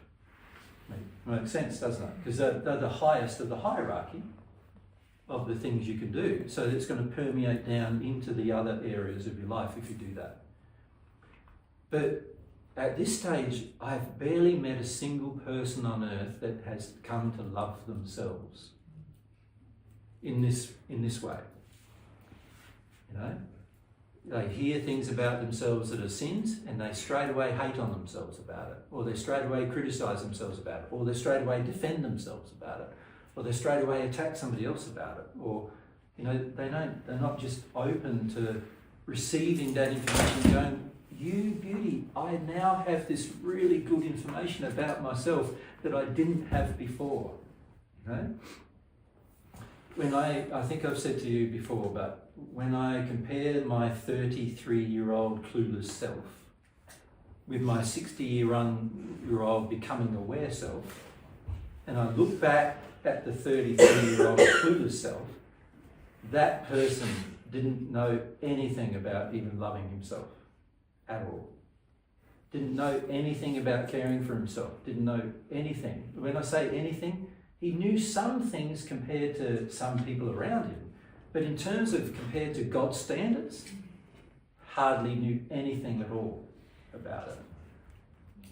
Right?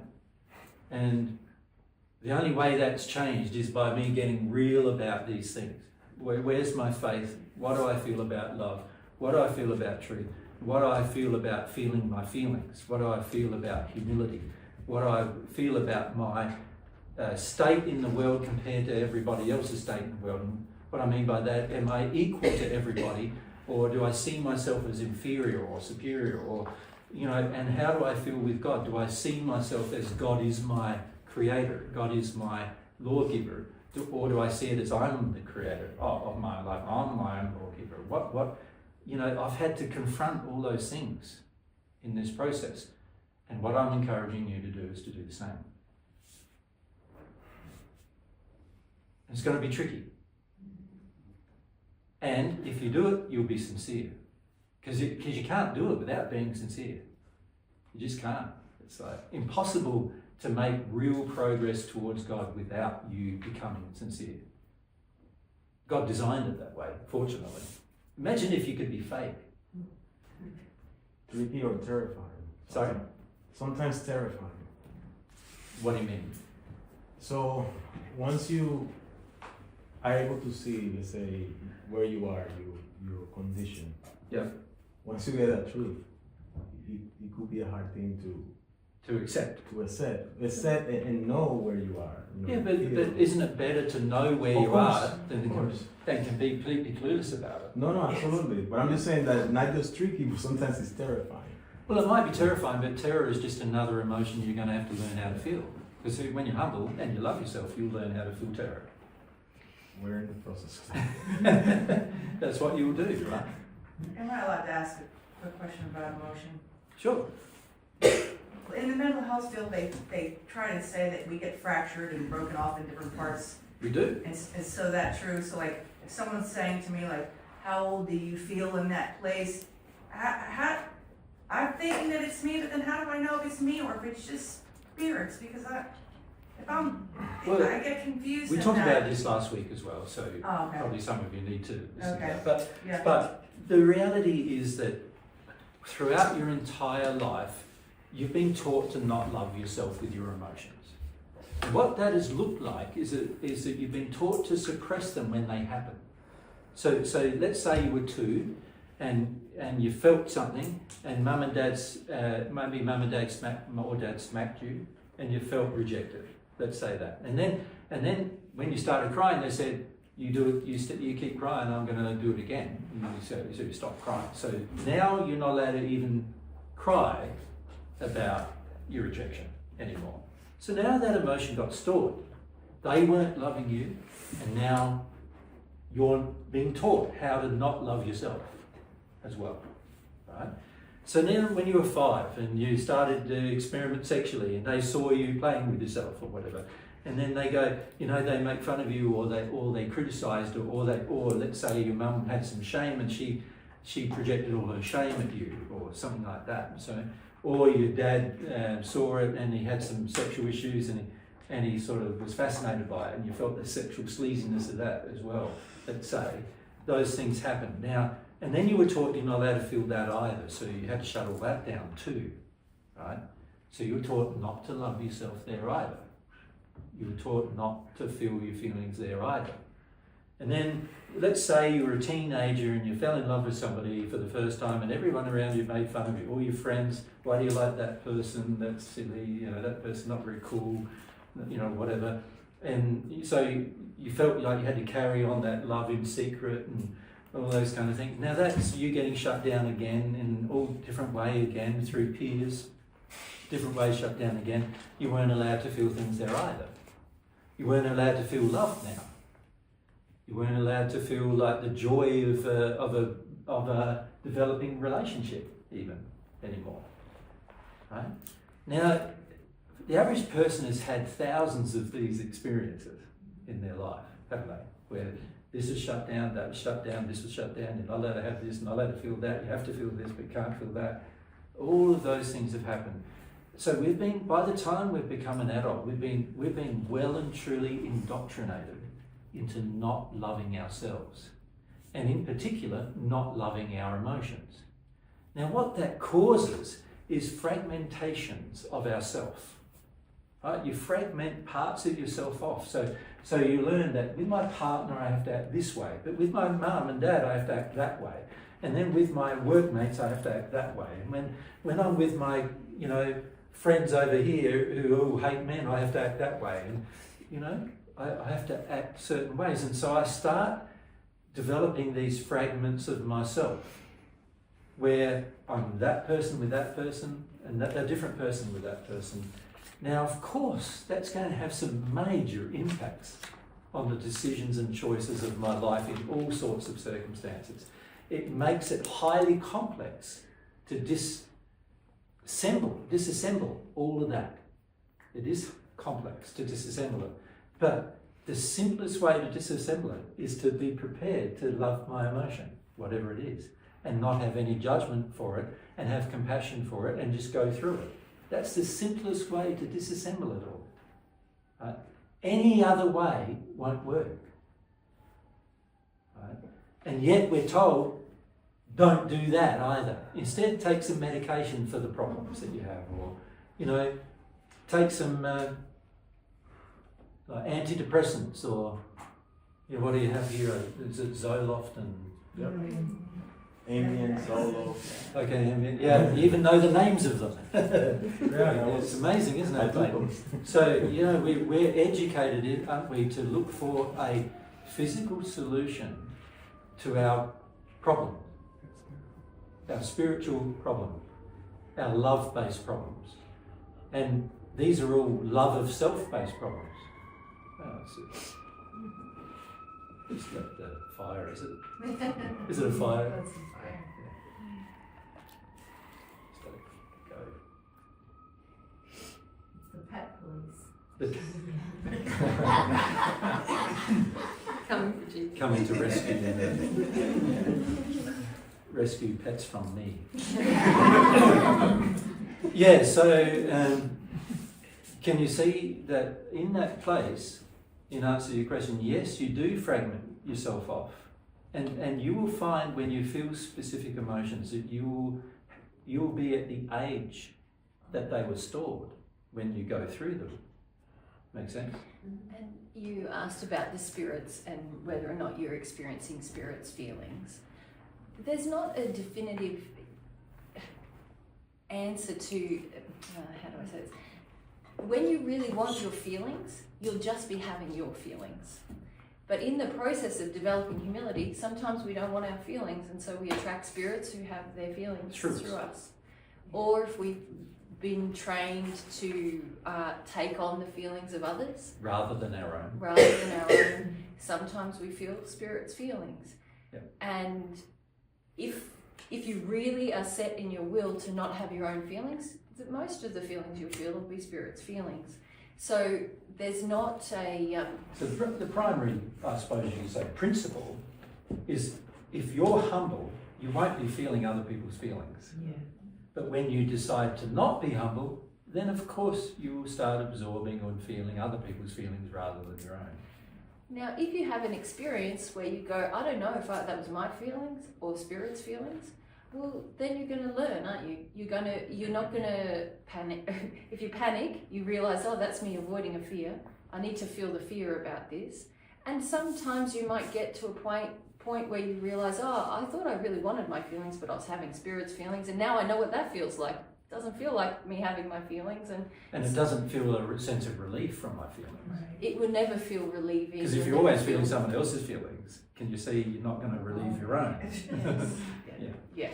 So I guess what I'm saying is if you are open and curious in the process, you understand what might be happening, and you're willing to keep developing your sincerity and humility, you'll come to a point where you understand, oh, that was Spirit's feelings, this is my feelings, I just want my feelings, I'm just going to have my feelings. Yeah. I guess, because we get this question, I suppose, and people freak out about the But it's spirits. primarily because of the terror that you have about spirits. That's what I'm saying. So you just need to feel your fear of that and know that God's laws protect you. If you're sincere. The more sincere you are, and the more you want your feelings, you'll have your feelings. Yeah. Yeah. So we don't need to worry so much about whether it's somebody else's or our own. What we need to do is focus on, am I actually humble to my own? That's what, am I sincere about feeling my own? Am I honest with myself that I want to feel my own? That's what we really need to focus our attention on. Yeah. Makes sense? So that is partially what's involved in loving yourself, right? Can you see there's very little link between that and that? Isn't there? So all the things that people think are loving themselves frequently aren't loving themselves. Yeah? So, you've got to remember too, and this is a fundamental principle, what are you? Soul. You are a soul. What is your soul? Is it your physical body? No. No. Not physical body. Is it your spirit body? No. So anything you choose to do to affect one of those bodies is not sorting out your soul. To love you, you have to learn to love your soul. Not as you love your soul, these bodies will automatically feel the benefits of you loving your soul. In other words, they will reduce in their diseases as a result of you loving your soul. Right? They will reduce in their sins, which will mean there's less penalty on them as you love your soul. We need to learn to love your soul. So to love your soul, you're going to have to learn what your soul is. Right? And you're going to have to learn to love your personality and your nature.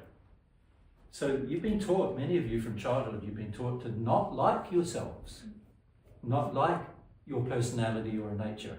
Or many of you have been taught by your mum and dad that you should have their personality and nature, or what they think your personality and nature is.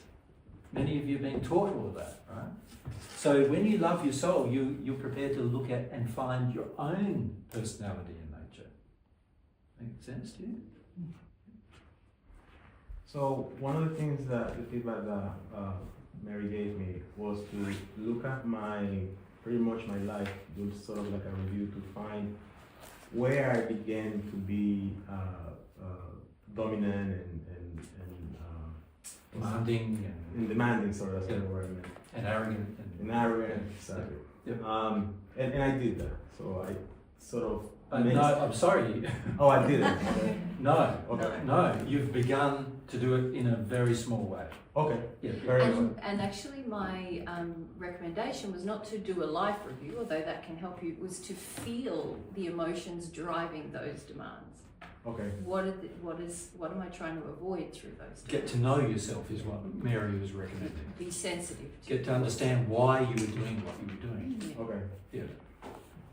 But anyways, what I found, the way that I did it, which obviously was wrong, since Yes. clearly I don't know much about the through, Yeah. was that when I went through my childhood, I could see that my mother, my sisters, 3 of them, and I was the only boy, the youngest, they all had that, right? And they used to this day, my mother called me her prince. Yeah. So they gave me a lot of love where... Well, a lot of addiction was. Right, Yeah. where my life was really good, really happy, right? Yeah. Where even if I tried, I remember one instance I tried to mop the floor and they said to me, oh no, men don't do that, don't do it. So I was always catered for. So what I'm trying to say is that I feel like I truly never was in that situation and where I really was feeling the consequences of my actions, where I was truly humble, right?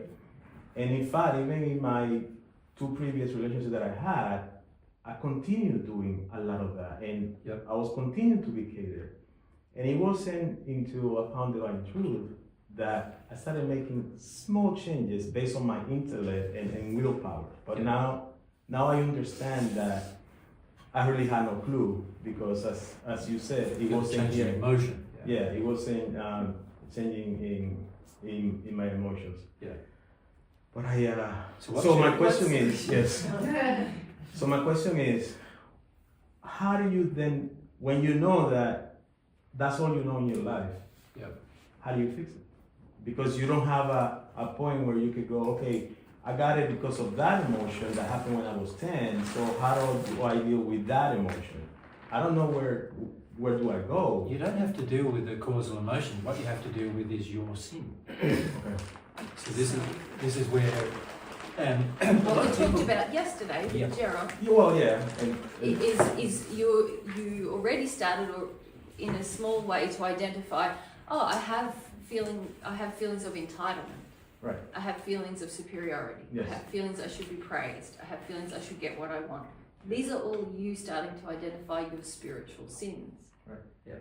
So now what you need to do is you need to go through the process of awareness into awakening to your spiritual sins. Then you will be in a state where you can ask God for forgiveness for those sins, and God will reach inside of you if you're sincere and deal with the thing that happened when you were 10, and the thing that happened when you were 6, and the thing that happened when you were 5. He will do that for you. What you've got to do is be prepared to see your sin clearly. So I thought I did some of that last night, or maybe not. So It's going to be a process. How old are you, Oz? I'm 48. 49, sorry. So for 49 years, you've been living in these emotions. Yeah. A lot of nasty stuff. Yeah. We don't have to judge it. Don't have to judge it. It's See, not something loving to yourself, judge. would you go, yes, there was a lot of nasty stuff, but it's, you've got to have compassion for the fact that you didn't even hardly know what you were doing either, did you? At the time? I didn't. Yeah. And you've got to have compassion for that. But now you want to know what you're doing.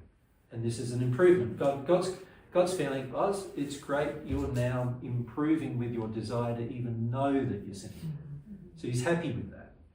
He's not happy when Oz was going, I don't sin, I'm great. Somebody else's problem. It's always somebody else's problem.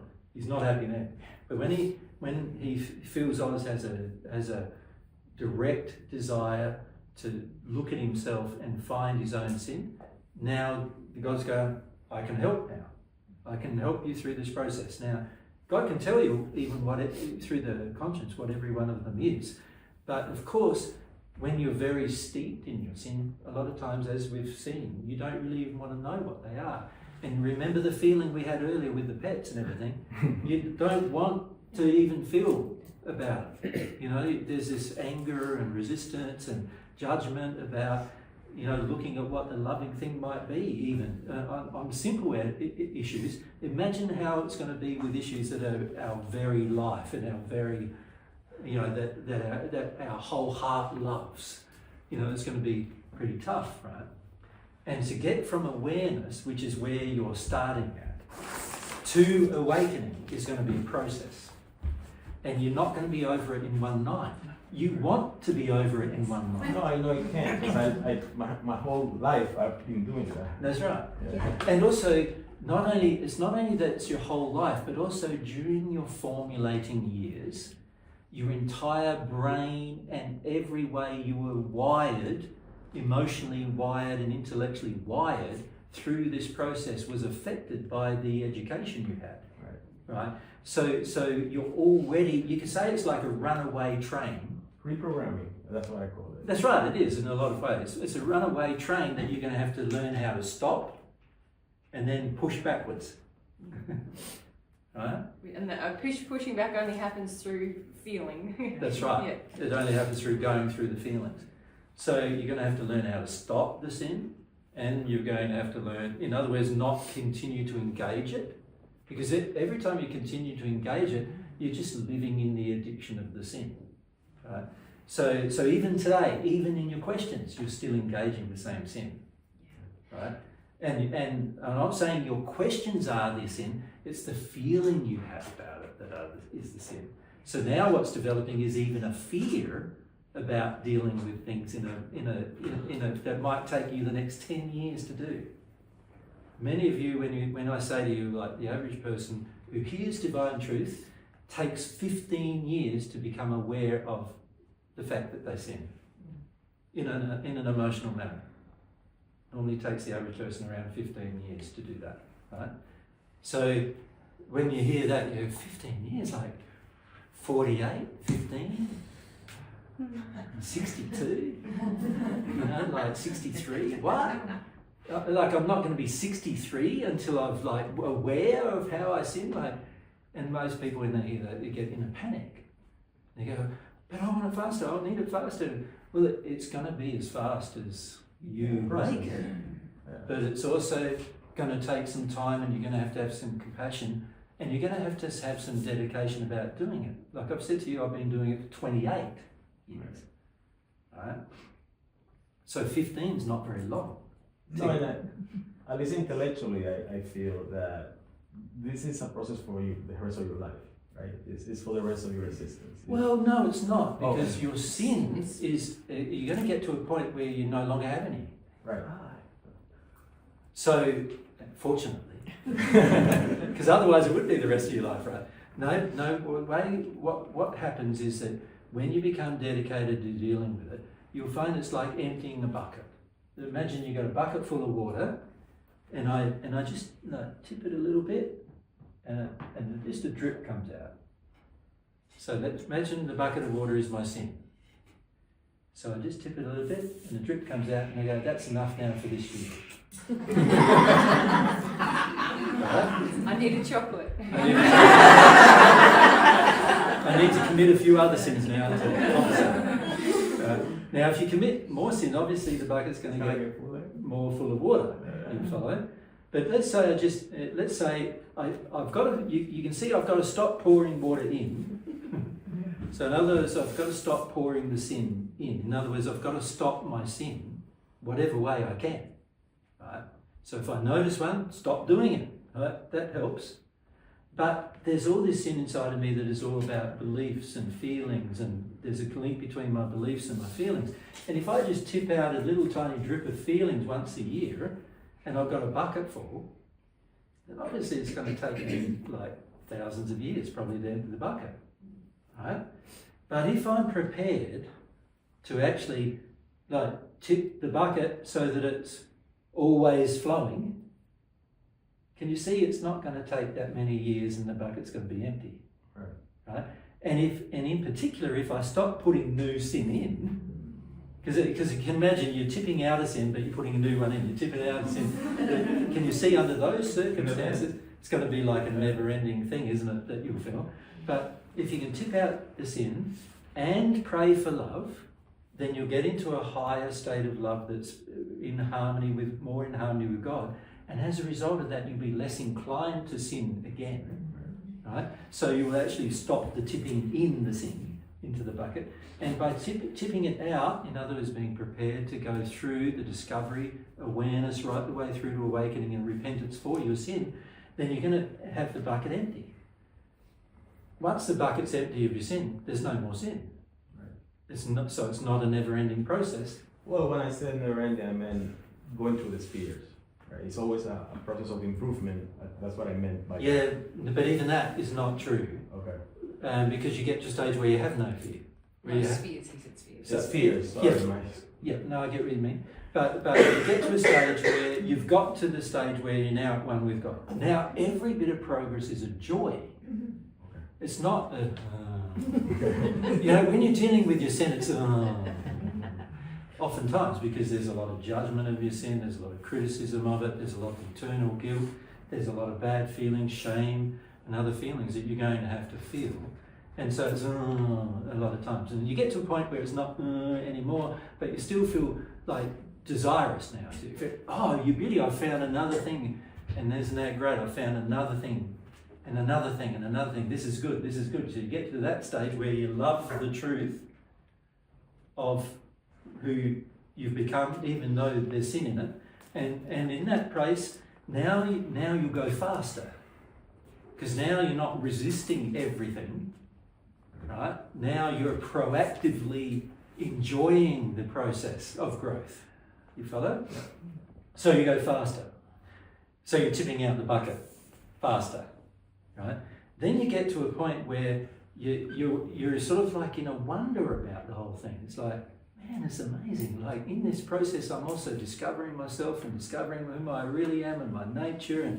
And so the weight of the sin gets to the stage where, even though you still got sin, it's all the things you're now discovering that now are driving your further actions in order to improve. And of course now you're getting close to the point, and if you're receiving God's love, you're getting close to it one with God. But if you're not receiving God's love, you're getting close to that sixth sphere state where you're happy. Right. And happiness improves as you do this. So that's the process that happens. But it's very dependent upon you continuing to tip the sin out. Right? And so the people who become the most frustrated in this process are the people who tip a bit of sin out and they let some in. Tip a bit out, put some in. Tip a bit out, put some in. Because the net result is 0. Okay. And then after 15 years of 0, what do you feel? Disappointed. Angry. Right? Could I ask a follow-up question on that point? Sure. Of putting a little bit of sin in. So after finding divine truth, I try to become vegan. Yeah. But instead I become vegetarian. So can I stop you straight away? The fact that you tried, you hadn't dealt with your sin. So I'll explain, and that's my question about. So I eat eggs, right? Yep. So the way I justify it, I feel like I need protein, and I know you mentioned that before. So the way I justify it is I buy eggs that are from small family farms instead of. Is this going to be a question about eggs? No. Oh. Yeah, could I don't need to hear the story. You're not getting the point of what I just said. You didn't deal with it emotionally. What you've heard is you've tried, you're going, yes, I can logically see that, eating meat is bad for the animals and so forth, and I can logically see that there's things wrong with it, so I'm going to try to change. That's not a soul change. That's an intellectual change. And remember I said at the beginning of this discussion, intellectual changes do not work. So what you've got to do is go further with the emotional change with regard to the eating of meat, if you're going to change anything. Well, that's what I want to change. Yeah, I understand there's a desire, but what I'm saying is, the fact is, the desire to eat the eggs shows you that the desire is not sincere. Right? Now, there's a reason why it's not sincere, and you've got to discover it. Now, that reason is you're worried about your health. Yes, that's exactly what it is. So your fear of your health is the reason why you are sacrificing the truth. So you need to deal with that emotionally. So I have high blood pressure, right? That's it. It's like you're not getting the principle. And actually, you're not sensitive to the sin you're engaging right now. That's you right. feel angry. You're now being quite selfish as well for the whole group. Yeah. And because we're not letting you tell the story, you get angry, and because we're not meeting your demands. So yeah. Yeah. If you understand the principles I'm teaching you, you'll be able to apply that everywhere. At this stage, you don't understand the principle yet. You think you do, but you don't. And so what I'm saying, spend more time thinking about the discussion over the last 3 days. Listen to it again if you get the opportunity. And let yourself work through the principles associated with change rather than just making an intellectual decision to change. I know you want to change, but there are certain things emotionally you don't want to change. And that's what's going, that's where the work is. Make sense? Of course. Yep. Emma. I was just going to mention that out in Australia you gave some really good talks on personal responsibility and sincerity and sensitivity and all of these topics that we're talking about today. Yeah. And they're on YouTube now if people wanted to get more detail about those things. And I was also going to say it's probably lunchtime. Oh yes, what's the time? It's 10 to 2. Yeah, so I think the best course of action, I think we'll finish the conversation we were having about, does everyone, I want to refer back to the love of self thing, because that was the point of this morning. Yeah. Can everyone see that the way we often design our lives is in this concept that we're loving ourselves, but actually we're using love of self as an excuse to commit more sin? You see that? And the true love of self is to actually develop in the principles associated with love, truth, humility and faith. That's when you start to really love yourself properly, when you do that. So that's what I would encourage all of you to do, to develop your understanding of those principles, right? And to do that for yourself personally, not for anyone else or not because anyone else told you, but because you want to for yourself. You see, for you to be sincere, it's going to have to be you want it for you. Not because you were told, not because it was suggested, not because you think you're bad if you don't do it. It's not because you think you're great if you do it. None of that. It's going to have to be you're sincere because you want this for yourself. You want change for yourself. And you want to become a more loving person. Right? And that's what's going to motivate your change. Having faith that you can become a more loving person. Right? And that's probably what I'd like to leave you with before lunch. So what we'll do now is we'll come back at 2:20 and we'll just have a discussion about plans and other less important things. Go on, Matt. Just wait for everyone to go.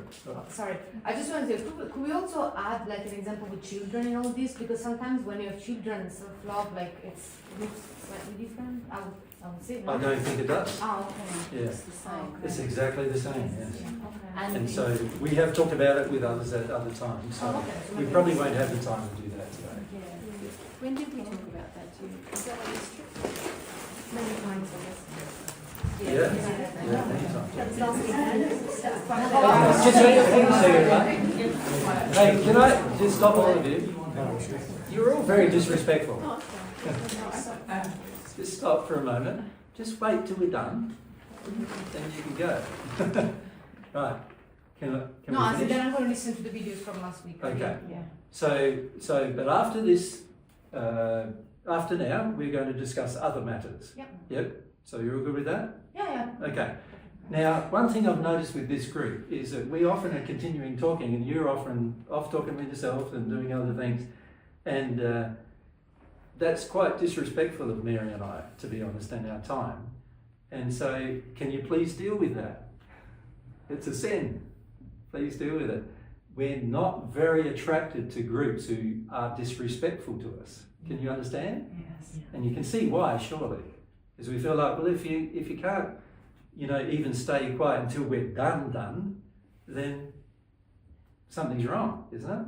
You obviously don't want to be here. Now, I know you're hungry and I know you need to go to the toilet and all those things, and we should have probably finished earlier, but partly it's because of your questions that we've gone this long. And partly it's because of your fears that we've gone this long, right? And this is what I've noticed with this group and many other groups in the past, is that we end up raising issues which your fear is triggered, and in the process of your fear getting triggered, you then automatically forget the loving principles, right? And this is a problem that you face in your day-to-day life. It's an example of why you become unloving, because when your fear gets triggered, you then justify it, and then a loving behaviour results. Yep. Yeah. So it's just a thing in practice that where unloving behaviour results, and it happens without even anybody really thinking about it.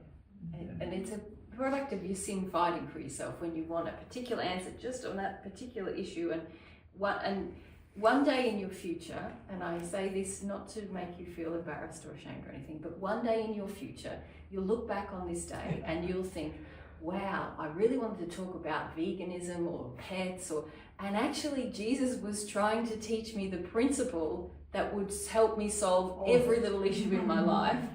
And the highest principles in the universe is what I'm trying to share with you. Yeah.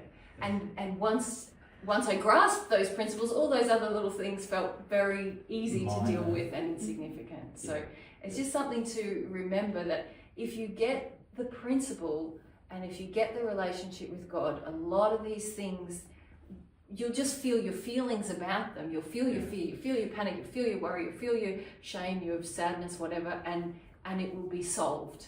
And if you're still asking questions about the details, it means you didn't understand the principle. And this is something that each of you need to come to grasp. Is if you're still questioning the detail, like whether about the vegan or the this little thing or that little thing or the pets or the how do I treat my children and how whatever, if you're still questioning the detail, then it means the principle isn't solid yet inside of you. Because once it becomes solid, you won't need the details, because the principle will govern every detail. Does that make sense to all of you? So this is why it's so important you focus on the principles and try to get over your terror about the details and focus on the principles in your life. And do it everywhere in your life, the principle. So getting up when people are still talking, there's a principle. Lack of respect, there's a principle there. So if you were sensitive to the principle, you wouldn't do it anymore, can you see? It wouldn't happen. And this is what we need to bear in mind. The principles are the important things. Yeah? Yeah. Let's have lunch now. Thank you.